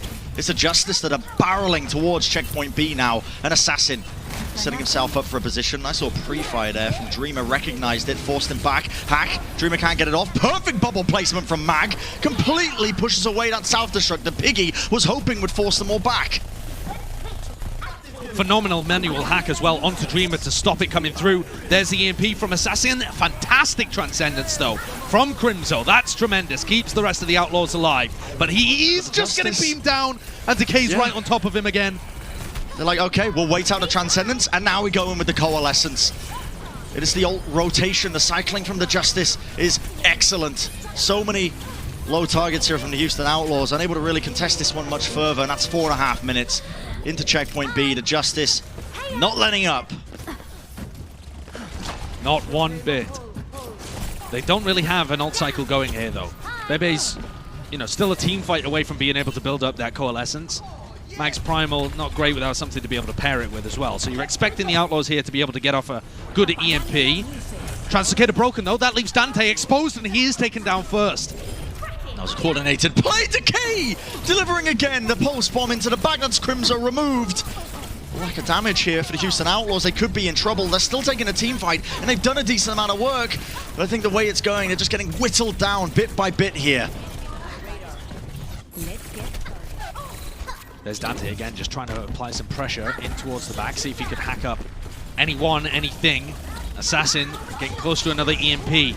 This could be an unbelievably good time bank here on Dorado from the Justice. Assassin's hunting for it. Just the target to manual hack, gets detected. Spamming away, goes to the safety of his team, and right now you can feel the pressure. Outlaws are definitely feeling it. Back off around the corner. It's a soundbite that's essentially going to be wasted here. Closer doesn't really get too much done. They didn't engage on any target from the back of it. Now the Houston Outlaws are looking to re-engage with one of their own, potentially a couple of ultimates. Happy. He's in the tunnel. He's got the pulse bomb in hand. Looking for one target. It's Mag with the Here comes Assassin, but again has to back away. Assassin's making his way into the back line right now, looking for an EMP onto Crimzo. No fade.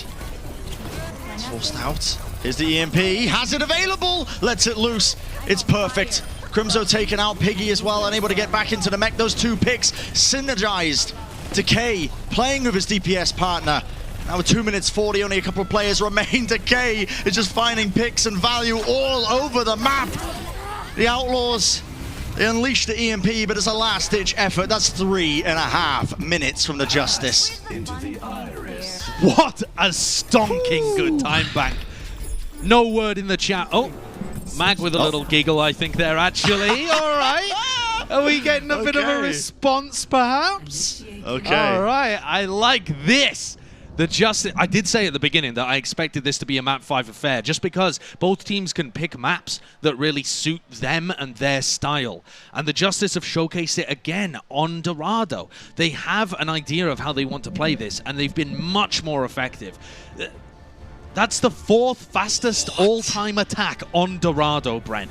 And when you think about their defense as well, in all rights, Justice probably should have won this map already, because they should never have left Point C to be captured by the Outlaws. They had opportunities to be able to close this out way earlier. They still have an advantage here, but it's not over yet. The Outlaws are going to make a bit of a compositional change, perhaps, here. Yeah. They did run a lot of this Winston Anna stuff when it came to their attack side. They weren't quite as good at being able to get the ult cycle rolling until the very end, though. I think that's the real key here. Along with, Brent, another serious key to victory for Houston is just stopping Assassin from getting these manual hacks. Half of the kills that Justice get, it feels, are set up by Assassin. Now that they're playing the composition with pace, and here it is, the Justice. Again playing the Reinhardt. Oh, they know exactly where he is. What a sleep dart. That was scouted out by Happy. He called it out to Case waiting around the corner. Preemptive, they take him out. A wonderful opening here for the Outlaws to potentially finalize this, or maybe get some pick-offs, but the way this is going, just dragging it all out. The Outlaws, he does get 2. The Outlaws are going to win out this team fight just from the very nature of them having the closer spawn location, and they needed to win it cleanly. I mean, look at the time bank comparison, 25 seconds. Still the Justice just slowly trickling down away these times, these seconds. I mean, Outlaws, they're desperate. This next team fight is going to decide a lot, not just because the Houston Outlaws could be stopped here, but by the time the Justice die, they're going to be getting overtime spawns. So if the Outlaws can win this next team fight off the back of a Happy EMP, it could be a phenomenal push and a very difficult situation for Washington. The overtime spawn is going to be kicking in as well. Nice hack there from Happy, but there's no follow-up in order. But now we see the EMP. He got hacked. Very low. He got hacked. Another neutral hack. They're trying to put the pressure in. This time the peel is there. The Houston Outlaws are ready, but there's the Earth Shatter. Drop down. It's only onto Piggy in the end. One target to push them away with the self-destruct right onto the payload, along with the EMP, cleaving right through them. That's Happy gone down. Still, the Justice on the defense looking to try and close out this team fight with the ultimates, though. The Outlaws, they're just trying to grab onto anything they can. The hack. Dreamer, he can't really move anywhere. The self-destruct and now the sound barrier, all committed. The Justice are trying to roll all the way over them. Well, that's Dante building up a very quick self-destruct there off the back of that duplicate. Still the No overtime way! going. That's a remake kill. Decay No goes way! down. Crimson with a 3-man bio. This is their time to shine. The setup is there, and Dante follows it up. That's an ungodly team fight from Dante. Just a small smirk on his face. He knows his job isn't over yet, but that was because he was typing in the chat again. Diva Remake does damage, by the way. My mental is being shattered here, Bren, and I'm not even playing. How can you say this in an overtime scenario? You're the ones on the back foot right now. With Happy going down? They definitely are right now. Happy going down, but okay. Potentially, they've done enough. Free shatter. This Mag just drops it down right there. We see the charge come through at the end. Stunned out of it, though. It's a counter charge, counter pin still. The Outlaws are toppling. Too much time writing in the chat, not enough focusing on the game itself. This is going to be lead down to absolutely nothing. They need to keep a body on, but it's futile. Stopped just short. They ended up getting the capture there, but the Justice, they can see the win condition for them. And with 3.5 minutes, oh, this map is looking mighty winnable. By who, Bren? I mean, I guess you're saying for the Washington Justice, right? Sure. But that's a pretty decent push considering they only had a minute on the clock. The Outlaws being able to secure checkpoint A, I mean, if anything, it's actually drawable as well. Considering where the payload stopped, it made no progress after opening up the Dorado doors of checkpoint A. So I don't think it's ever happened before in Overwatch League history, but it's more likely to occur now than previously. If we saw a draw on I wouldn't know what to do. I wouldn't know what to do. Yeah, I mean, neither would I. Okay, it's very unlikely though. In essence, okay, let's take a look at this replay from Dante's POV actually, because him just being able to find that first kill onto Decay, and then this Bionade that came through afterwards. Look, the hack on Mag and a 3-man Bionade, and Dante's able to clean up Mag and Closer that were both hit by Crimzo. I know that Dante is the hero of that fight, but Crimzo is the hero of this match for me. His flex support plays have been setting up the Outlaws for so much success. And on the other side, of course, I keep talking about Assassin, because not just the difference from before to now in terms of his Sombra performance, but just in terms of raw team fights that he's winning for the team. It's been enormous. Straight out the gates here, the Justice. They set a fast time, a bit of a correction from earlier as well. It wasn't the 4th fastest time on Dorado. It was a time added because of the time back on the opposition side here, but still a rapid time nevertheless. Looking to try and set a similar form. Booped away, Mag's not going to have control of the high ground. Decay's finished off. Crimzo from his high perch is able to just fire off the damage with the Discord orbs on top of it. So hard to withstand this. He looks atop his kingdom. Everything the light touches, he can shoot. And that makes him a very dangerous target. Somebody that the Justice are going to be gunning for sure. Assassin deep at the back. It looks like he's searching for a translocator here. He is, yeah. He's not looking for a position to put his own down. He's looking specifically for Dante's to see if they can get a pick on the Sombra. Time's of the essence, already a minute. He's going to be bled out of this time bank here for the Washington Justice. Neutral hack denied.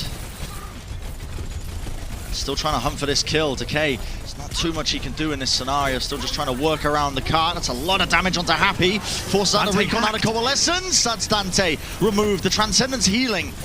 Not enough to save him in a time. It's going to be a nice eat there from Fury as well. And now they are really in a tight situation. The Houston Outlaws for that Transcendence. Well, Crimso had to drop down to the low ground to try and get the value out of it. So Justice aren't going to be winning out this team fight.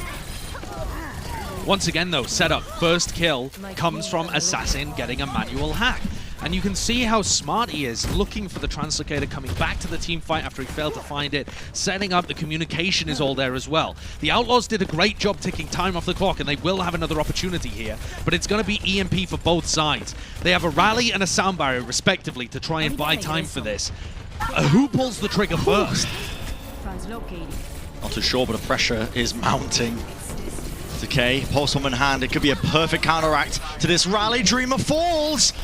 It could be excellent for them. Dante just trying to find his way back in. He's on 100 health. They need to try and commit ultimates into this. The EMP, it's a bit rushed right into the corner, and Closer gets off the sound barrier. It's perfect. Right onto every single target he wanted, and the Outlaws, well, this is it. Losing out this team fight, that's going to be capped up, and look at that, 0.3 meters is what stands between them and completing the map, and I don't think anyone is around to try and stop that. Well, wait there. Dreamer is, but he's hacked and killed immediately. Got the mines on the objective. Dante goes down, and we are heading to a map 5 between the Washington Justice and the Houston Outlaws. I am so pleased that it's gone the distance here between both of these teams. Both of these teams, they want this right now. Remember, now it's all on the line in this final map. Winner goes to Hawaii. Winner moves on into the playoffs. Loser goes home. Their 2021 season will be ending right here, right now. And it is such an exciting series, honestly. So back and forth, so strategic with the map picks between all of them. But heading to that final control map now, it could change everything. And remember, for this final control map, it will be the Houston Outlaws that get the selection. We've already had one of the control maps we played, of course, but there's still 4 more to pick from. And they're going to be aiming to pull things away from maps where you can play a lot of the Winston-based stuff. I would anticipate us going towards perhaps a Busan here, something like that, where the ball comps are more favored. Absolutely. Yeah, well, we're about to find out. Anyway, on the other side of this break, of course, the continuation and culmination of this series. It's going to be ending whether you like it or not. So don't miss it, ladies and gentlemen. We'll see you in just a few minutes.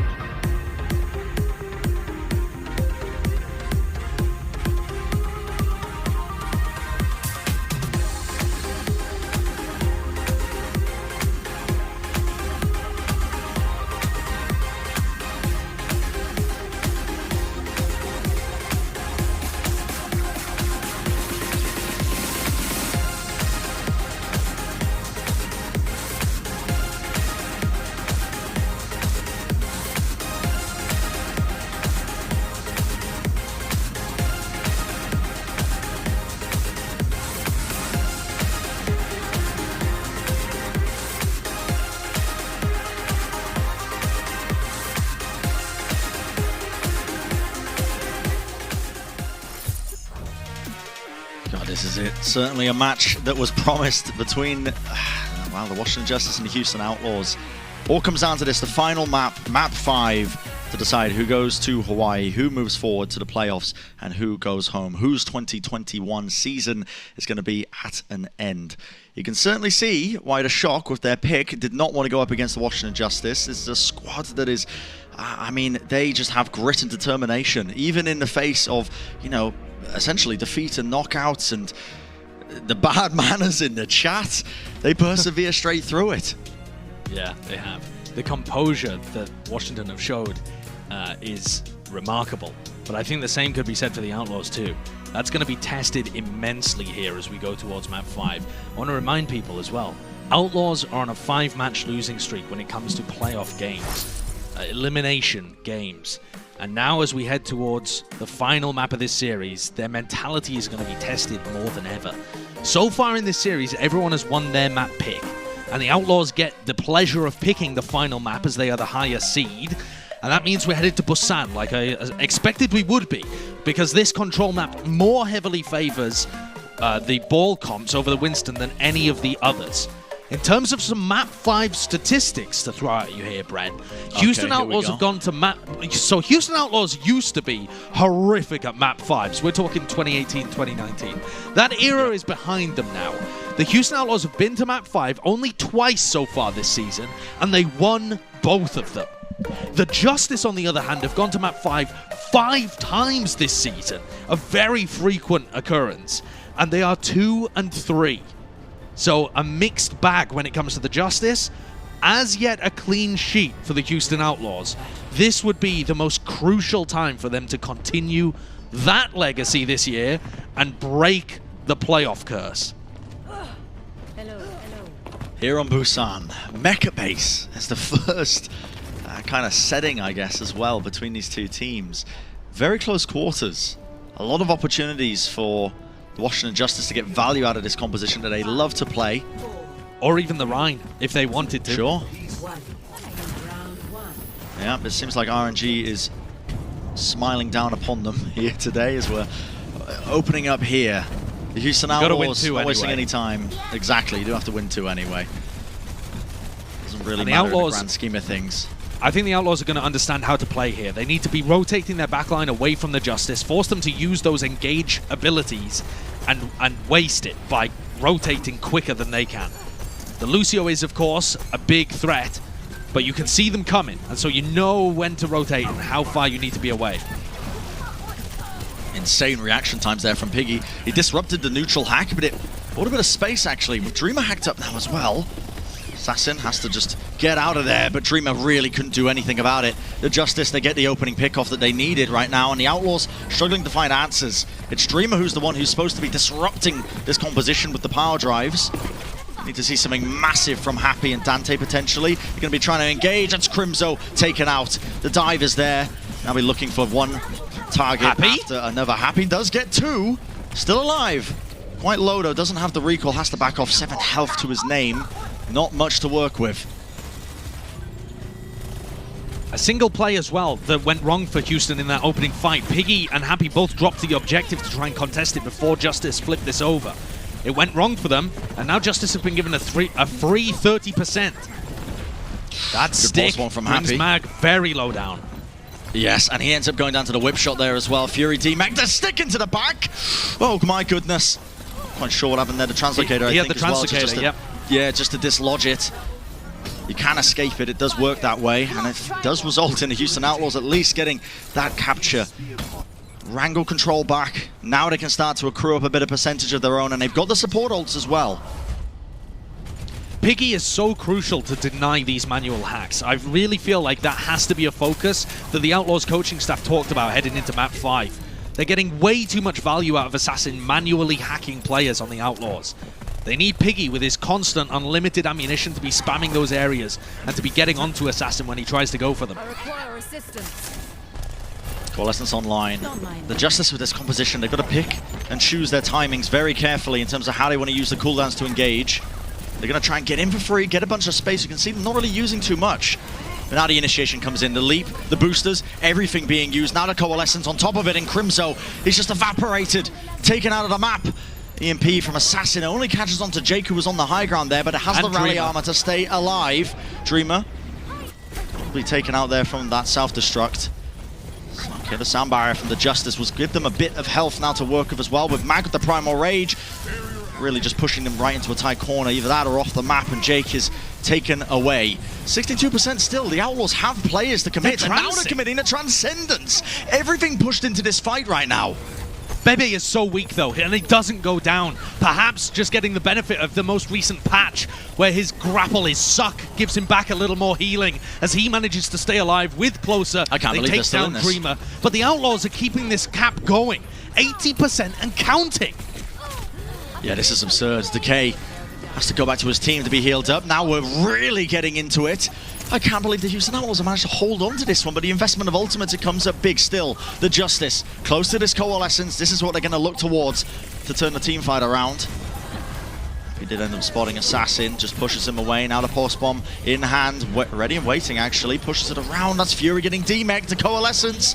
Comes through, doesn't get too much now to EMP, that's on 4. The post bomb stick Fury around the corner. It takes out Happy, but I think the damage is done.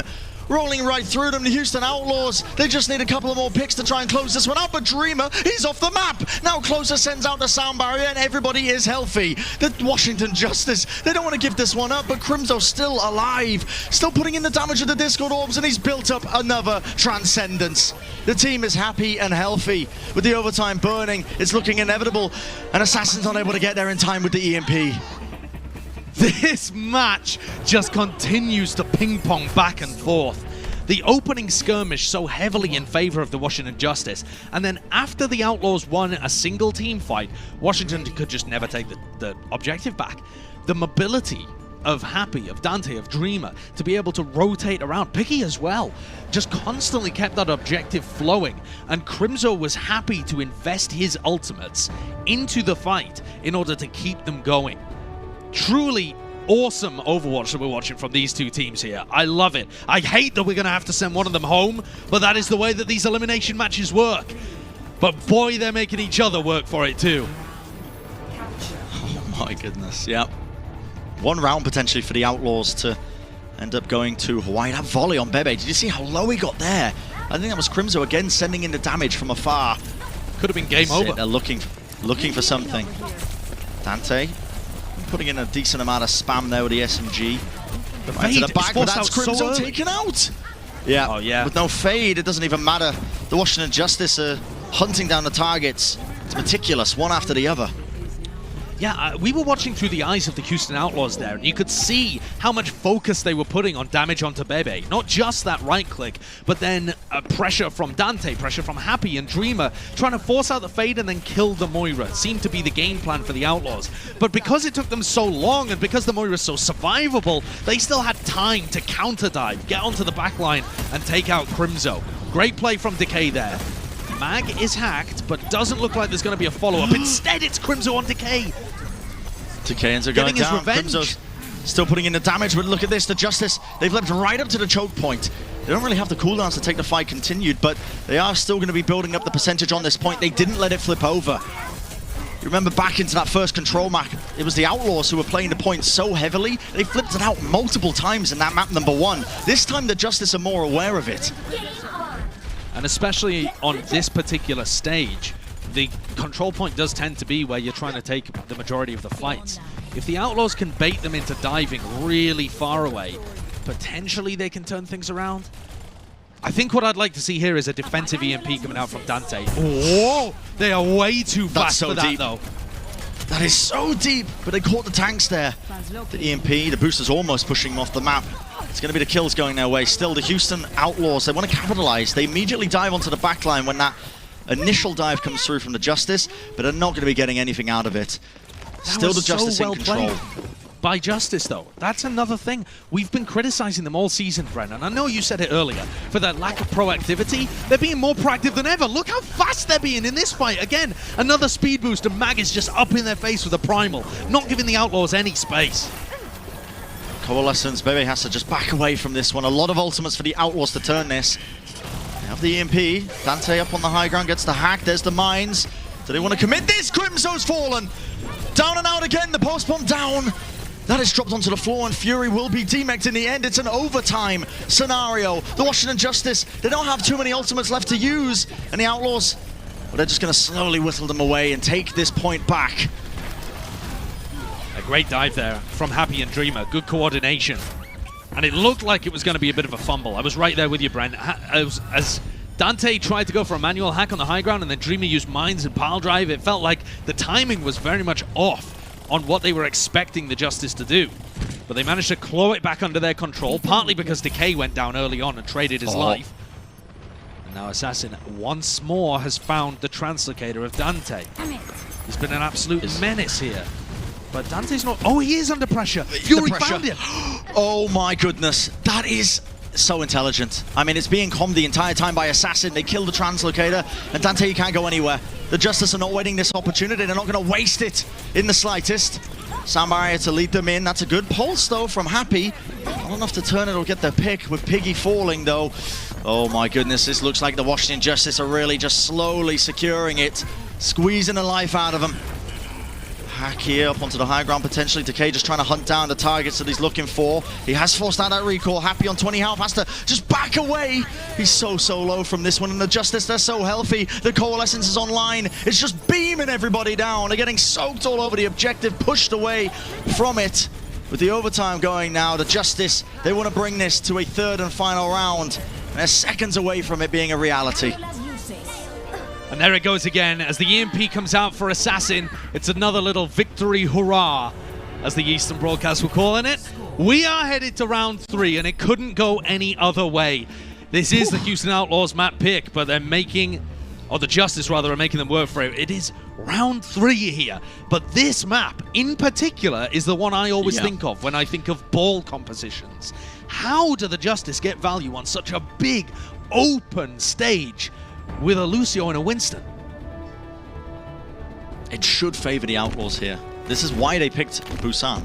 It's why they wanted to take it, because this particular section right here is so wide, it's so open. It's hard for Justice to move around as the, the 6-man group and play off of each other with the cooldowns. It's so big, it's so easy for the Outlaws to out-rotate them. But the battle begins already. They're clashing, teleporting right up close and personal. Gonna read the composition for now, but wait it out.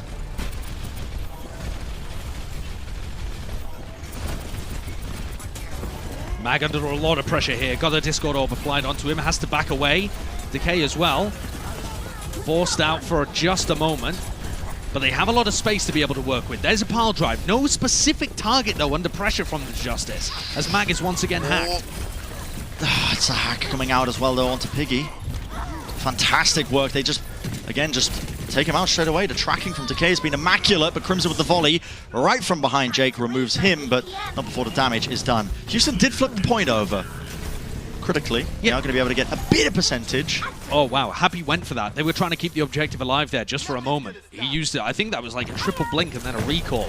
So it's going to be a while before Happy's in a position to fight once more.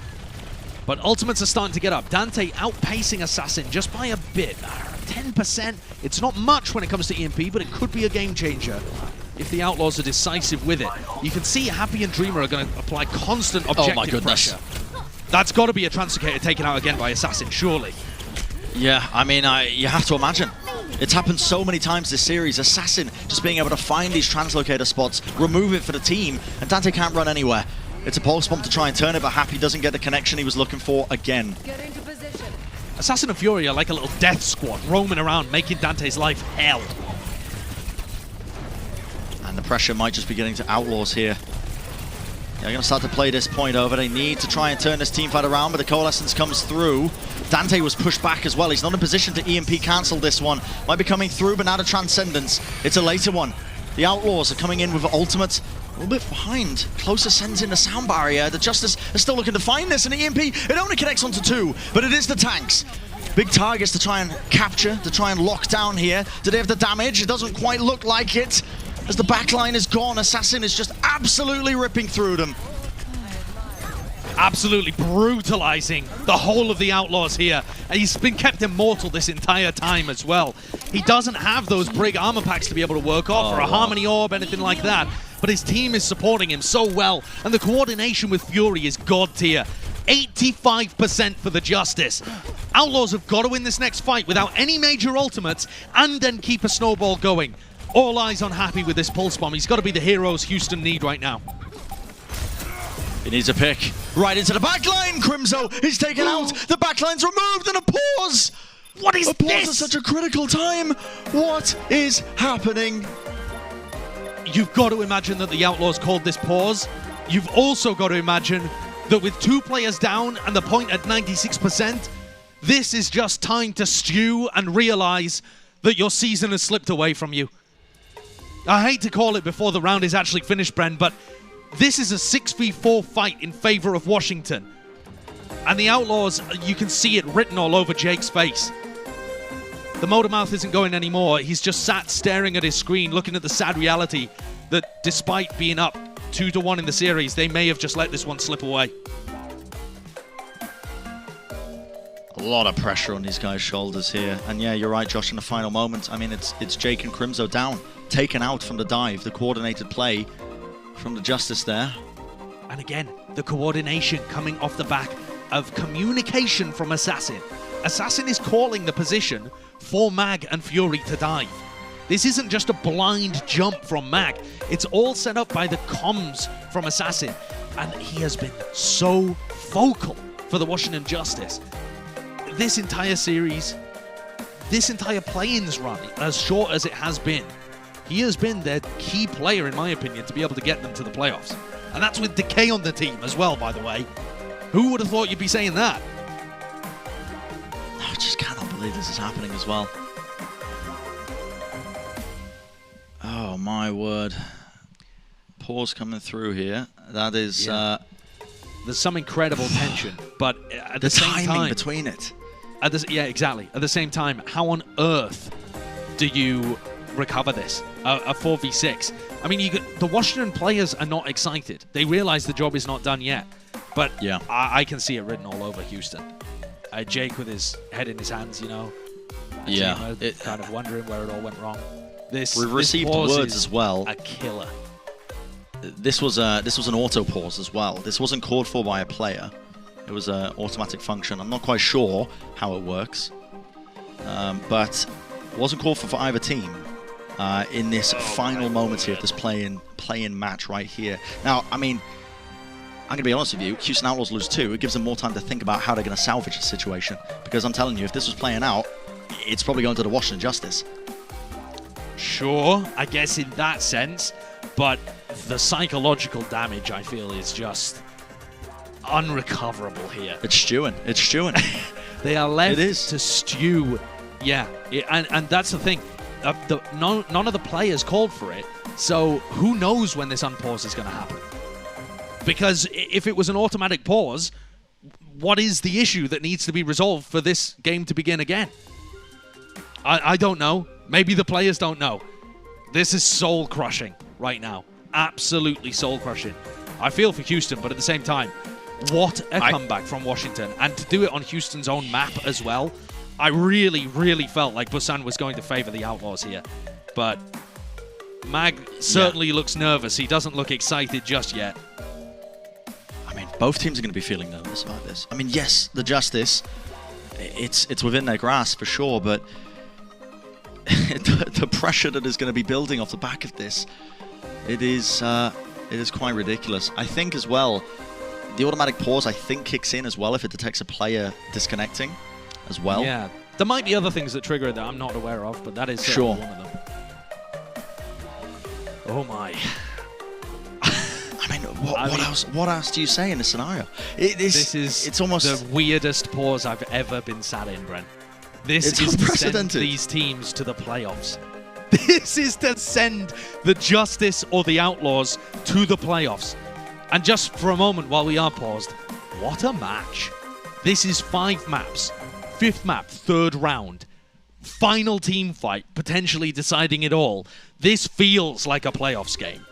The previous ones, okay, you know, they were pretty good.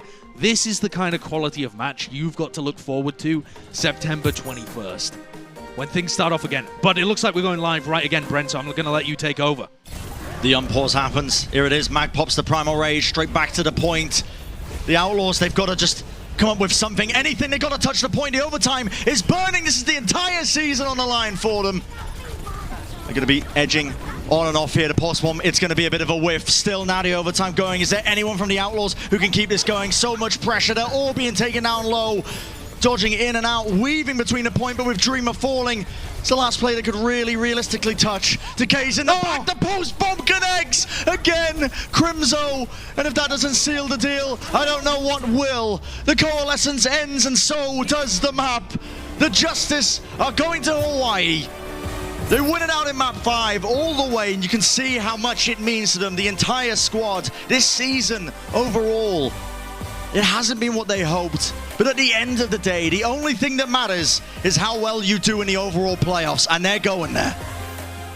Mag went back to his PC to type goodbye in the chat.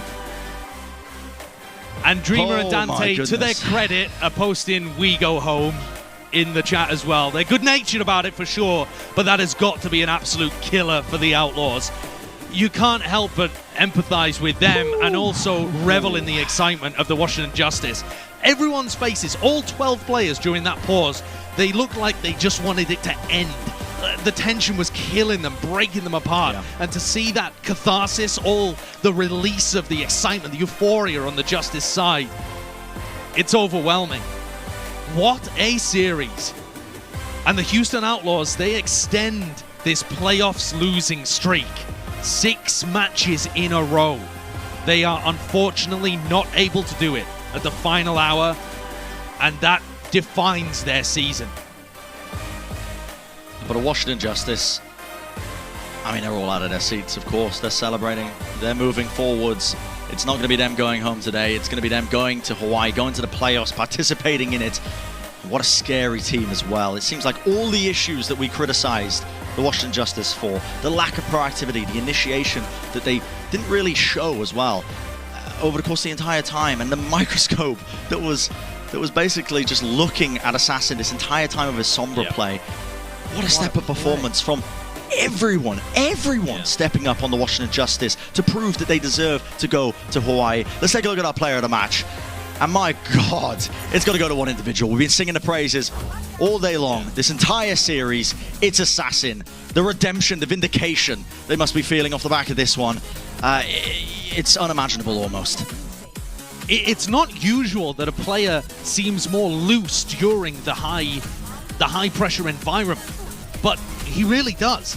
Assassin had an incredibly poor Countdown Cup performance and has come into the play-ins, the matches that really matter, the biggest matches of his young career, and he's playing the best that he's played all season. This match from Assassin was top tier, and he was great, playing a great Sombra earlier on in the year, but this one right here, oh my word, 16 elims per 10, 25 enemies hacked per 10, and he was only dying less than 3 times per 10 minutes.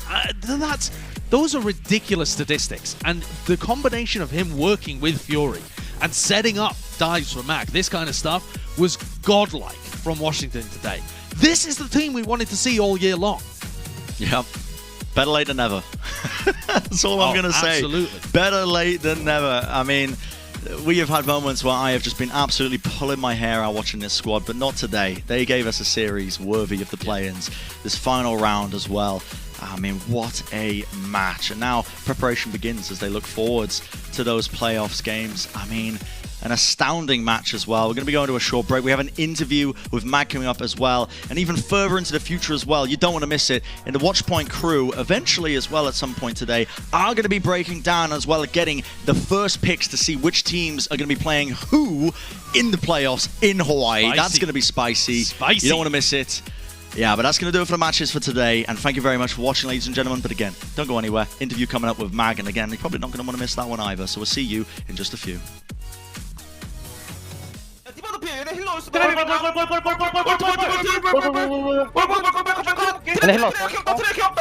봐줄게. 나이스. 포싱. 디바이스. 소화. 살려줘. 소화. 나 티켓 들어갔다. 나이스. Coca-Cola is the official refreshment of the Overwatch League.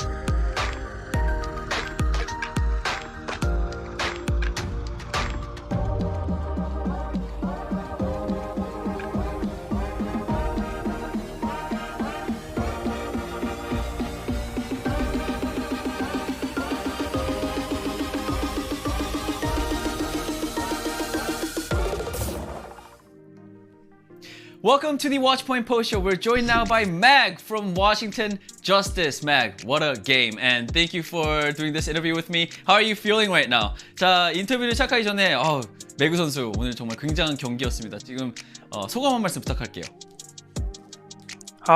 오늘 경기 이겨가지고 너무 하와이 한 네 번 동안 못 갔는데 너무 기분이 좋네요. 가서. Alright, I'm just really happy that we got the win. We haven't been able to go to Hawaii for all the tournaments, so for 4 times we missed a chance to go to Hawaii, but finally we're going to Hawaii, so I'm really, really happy. I'm really happy for you as well, and you guys performed very good well today. So let's jump right into the questions. First one, Mag, for you is, this game was pretty back and forth, and I think earlier part of the match, of course, Houston Outlaws had the advantage, but at the end, towards the end of the game, you guys were able to clutch out the win. So how were you able to defeat the Outlaws in the end? 자, 첫 번째 질문은 오늘 경기 굉장히 좀 엎치락 뒤치락 되게 왔다 갔다 많이 하고 어떻게 보면은 좀 경기 초반에는 휴스턴 팀이 조금 더 우세를 탔다고 해도 될 것 같은데 어찌됐든 간에 끝에 가서는 워싱턴이 오늘의 경기 승리를 거두시게 되셨습니다. 오늘 승리 어떻게 해서 휴스턴 팀을 이기시게 되셨나요? 저희가 원래 시즌 초반에는 뭔가 잘 이기다가도 뭔가 조금씩 흔들리면 오히려 경기 뒤로 가면 점점 말리는 그런 상황이 많이 나와서 경기를 되게 많이 놓쳤었는데 그 댈러스랑 경기할 때도 그렇고 뭔가 그런 식으로 그런 경험들이 뭔가 저희를 시즌 내내 그래도 좀 저희를 단련시켜 준 것 같아요. 끝까지 포기하지 않았고 저희 할 거 계속 생각하면서 저희끼리 계속 리프레시 하면서 네, 그런 식으로 멘탈 잡을 수 있어서 전부 다 이길 수 있었던 것 같습니다. Alright, so I think earlier in the season, when we first started the season, we were performing pretty well, and as the season went on, in the later half of the season, we sort of saw that ourselves we couldn't really close out the matches and we couldn't get the wins that we really should have won. And all those things, whether it was losing or winning, throughout the whole regular season, we learned a lot of good lessons even through all the matches that we lost. For a good example, when we lost against Dallas as well. So all those matches that we lost, we learned and we gained experience. And throughout that, a biggest lesson that we learned was not to give up, just play our own game and keep our mental straight and just push through towards to the end until the match is over. That's one of the big things that we learned in the game throughout the season, and I think that really came to help us for today's match, for the last play-ins match for the season. All right, moving on to the second question. Unlike yesterday, where you guys used a lot of Rhine Brawl compositions and you guys were really successful with it. Today was a very different case where you guys actually didn't really use any of the Rhine compositions. You guys mainly just stuck with the Winston Dive composition. Was there a special reason for that? 자, 두 번째 질문은 조금 더 이제 조합에 대해서 제가 여쭈고 싶어요. 어제 파리와의 경기에서만 봐도 제가 봤을 때는 그 라인 조합을 좀 굉장히 많이 사용을 하고 그걸로 좀 굉장히 좀 한타를 좀 굉장히 좀 많이 이기고 좀 좋은 상황으로 계속 이어져 가는 게 좀 라인 조합이 좀 도움이 많이 됐다고 생각을 하는데 그거에 비해서 오늘은 라인 조합을 전혀 쓰지를 않고 좀 더 윈스턴 다이브 조합으로 계속 휴스턴과의 경기를 치렀던 것 같아요. 그거에 대한 좀 특별한 이유가 있나요? 저희가 좀 전략적으로 스크림 때 연습할 때 좀 상황마다 우리는 어떤 조합을 할 거다 이런 식으로 좀 짜놓은 툴이 있는데 오늘 저희가 생각하기에 좀 상대 조합이 저희가 라인 조합 사용하기에 좀 적합하지 않은 상황이 계속 나와서 계속 윈스 위주로 풀어보자 이런 식으로 얘기가 나와서 그런 식으로 간 것 같아요 게임이. Right. When we are during our scrims or when we were practicing, you sort of always have an idea of what to run for each situation inside the game.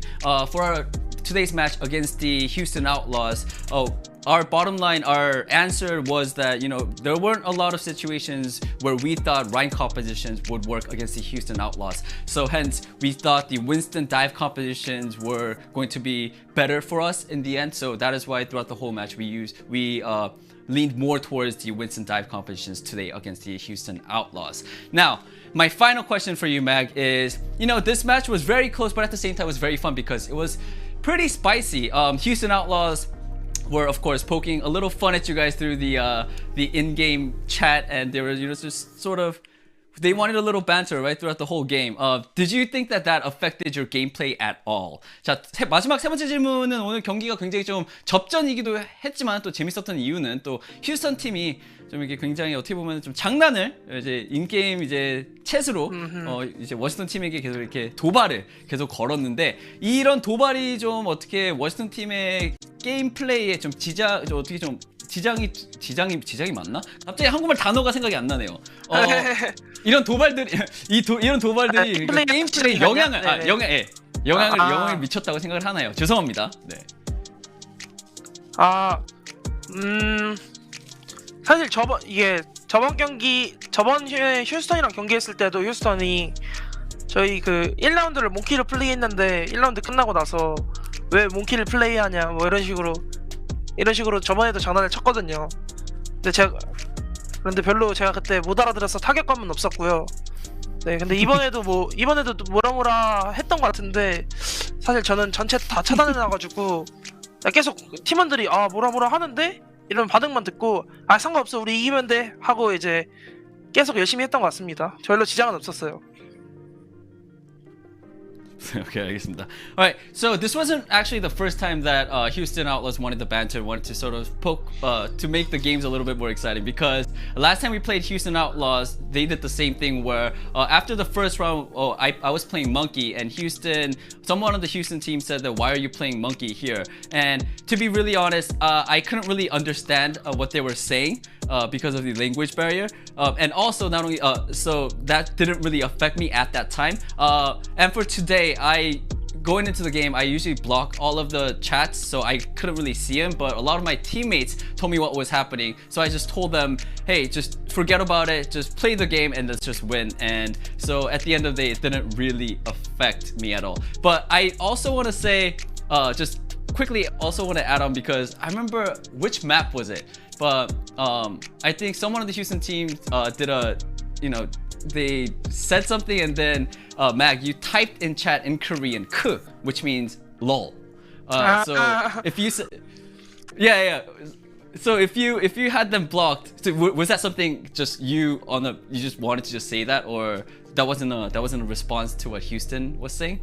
자, 제가 방금 말씀드렸던 게, 지금 방금 원래 블락을 했다고 얘기를 하셨잖아요. 원래 챗에, 인게임 챗에 블락을 한다고 얘기를 하셨는데, 어느 한 맵에서 매그 선수가 크라고 쓴 거를 보고 저는 그게 답변인 줄 알았거든요. 왜냐면 그때 보라더였나? 거기서 이제 끝나고 크를 썼는데 그게 답변이 아니고 그냥 쓰고 싶어서 쓰셨던 건가요? 아니 근데 제가 그 차단해서 내용은 못 봤는데 저희 팀원이 자꾸 제 뭐라 한다는 거예요. 그래가지고 저도 그냥 이제 안 보고 그냥 킥 하면 쳤죠. 네. Alright, so regarding that lol, the "k" that I wrote, I did block everyone on the other team, but it was my teammates that told me what was going on. So after we got that successful attack push on, I think it was Dorado, after, because I knew what was going on, hearing from the teammates, so I just typed in all chat "k," which is again lol. Alright, Mag, thank you so much for the interview and congratulations and good luck in Hawaii. 자, 오늘 인터뷰 해주셔서 너무 감사드리고요. 하와이에서 뵙도록 하겠습니다. 나이스 하와이! 감사합니다. Alright, let's head back to the desk. Well, there you have it. Congratulations to the Houston Outlaws. Thank you so much, Matt, for taking the time for a quick chat after that phenomenal victory. And what a guy. Absolutely love the responses. Sherlock Lim on the case, finding out all there is to know about those chat interactions. I love that not only did Houston talk trash and they lost, but Mag just donor-walled them the entire series. He didn't even have their chat on. So he just donor-walled the Houston Outlaws. But that's like a gameplay in itself, isn't it? So they're wasting their energy and he's like, I can't even hear you. It's great. Good stuff. More.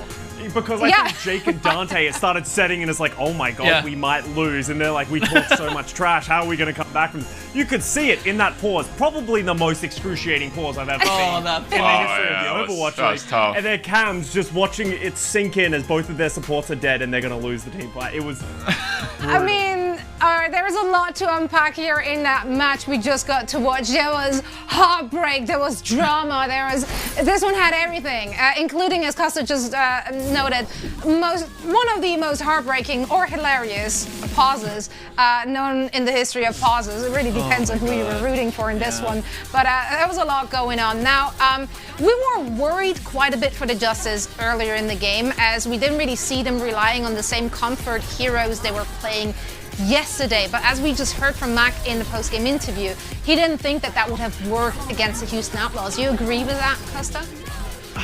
I was a little frustrated watching the Washington Justice, primarily on this icon modder, because it was kind of frustrating seeing them sort of force this composition. The Winston Lucio Moira was obviously their comfort, and I don't have that much of an issue with that. But when we go to this third point, and I see them picking up the Lucio Ana Winston as if it's 2017 and me and Johnny are both relevant again. Like, it's this like weird thing because it just didn't work at all, and I don't know why they're attempting this comp. It's been so long and no one plays it just because it's not good anymore, but they had a magnificent resurgence, especially on this Dorado. They had an incredibly fast attack time. I thought after they got 3-capped by the Houston Outlaws, they weren't going to come back from that one. So massive props. This was the most ridiculous game-changing play I've ever seen by an Echo, dropping the mech onto the Death Blossoming Decay. But, you know, fortunately the Washington Justice came back into it and got the win, but this was just one of the best matches we've had this season. Two things. I mean, the Houston Outlaws.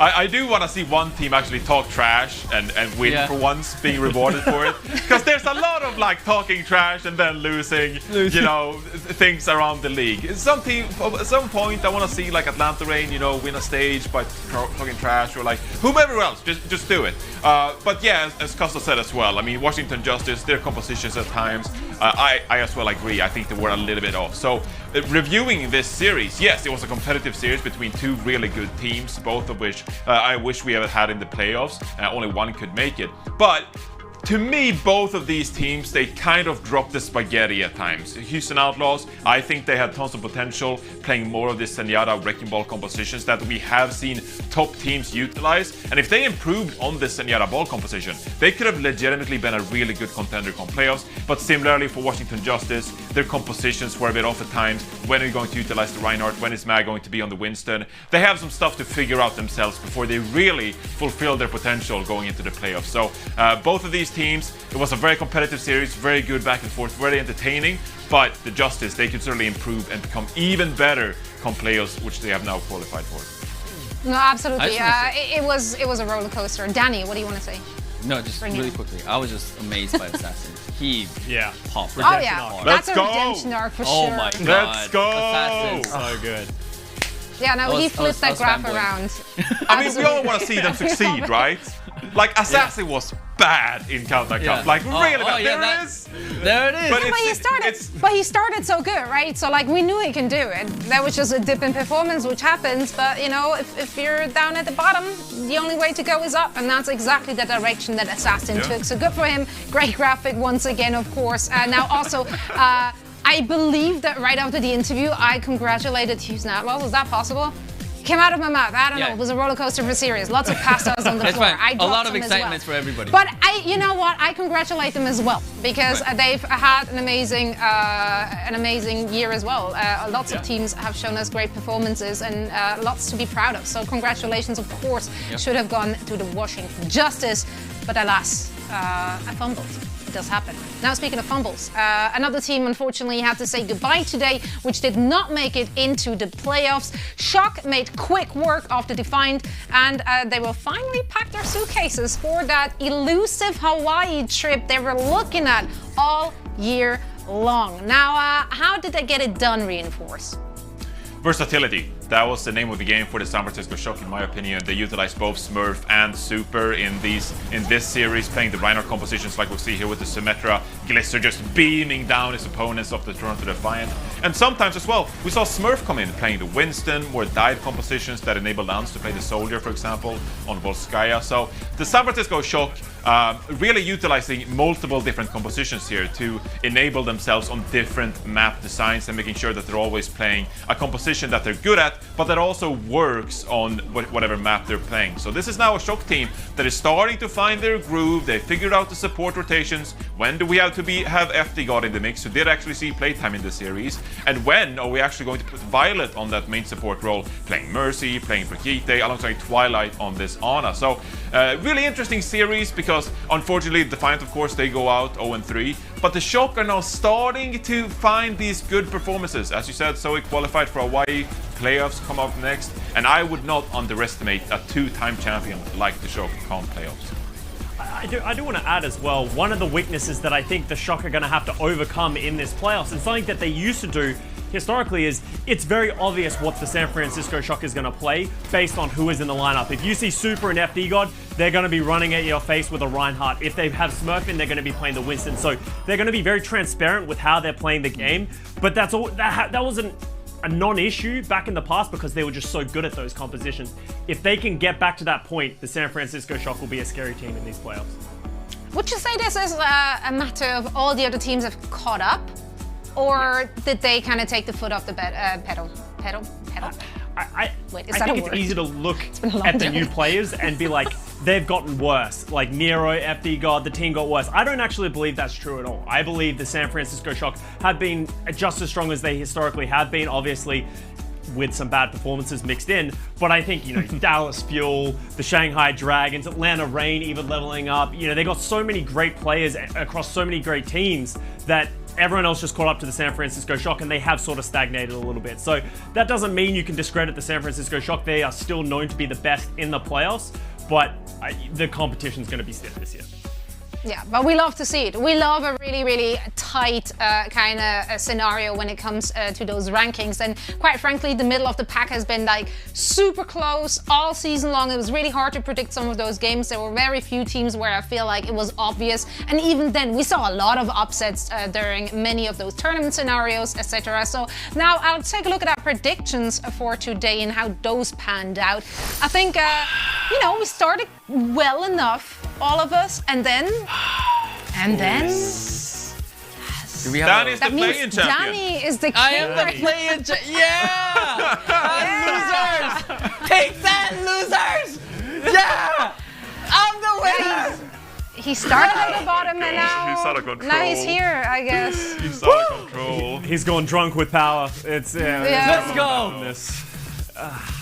All right. Well, let me just enjoy it because I know when playoffs come, this might change again. No, you're not enjoying it. Losers. Oh my god. I cannot. He's really taking it like an adult, which is why we love him so much. I'll give you some time. We're gonna head into a quick break before we continue with the shows. I'll give you some time to really enjoy it, celebrate, pop a cold one, like whatever you need to get done in that break. Now, I also want to remind everyone that today, live at 6 p.m., we will be back for a special live playoff selection show where the Shanghai Dragons, the Dallas Fuel, as well as the Chengdu Hunters will select their opponents. The Gladiators will be there as well, and they will get the leftover, and we will be filling out the final playoff bracket at 6 p.m. PT, so definitely set your alarms for that time when we will be back again, and we have representatives of all the teams joining us. Now, first we're going to take a very short break here, and then we will be back with the segment you've all been waiting for. That's right, best of the day coming right up. Yeah! Whee! Coca-Cola is the official refreshment of the Overwatch League.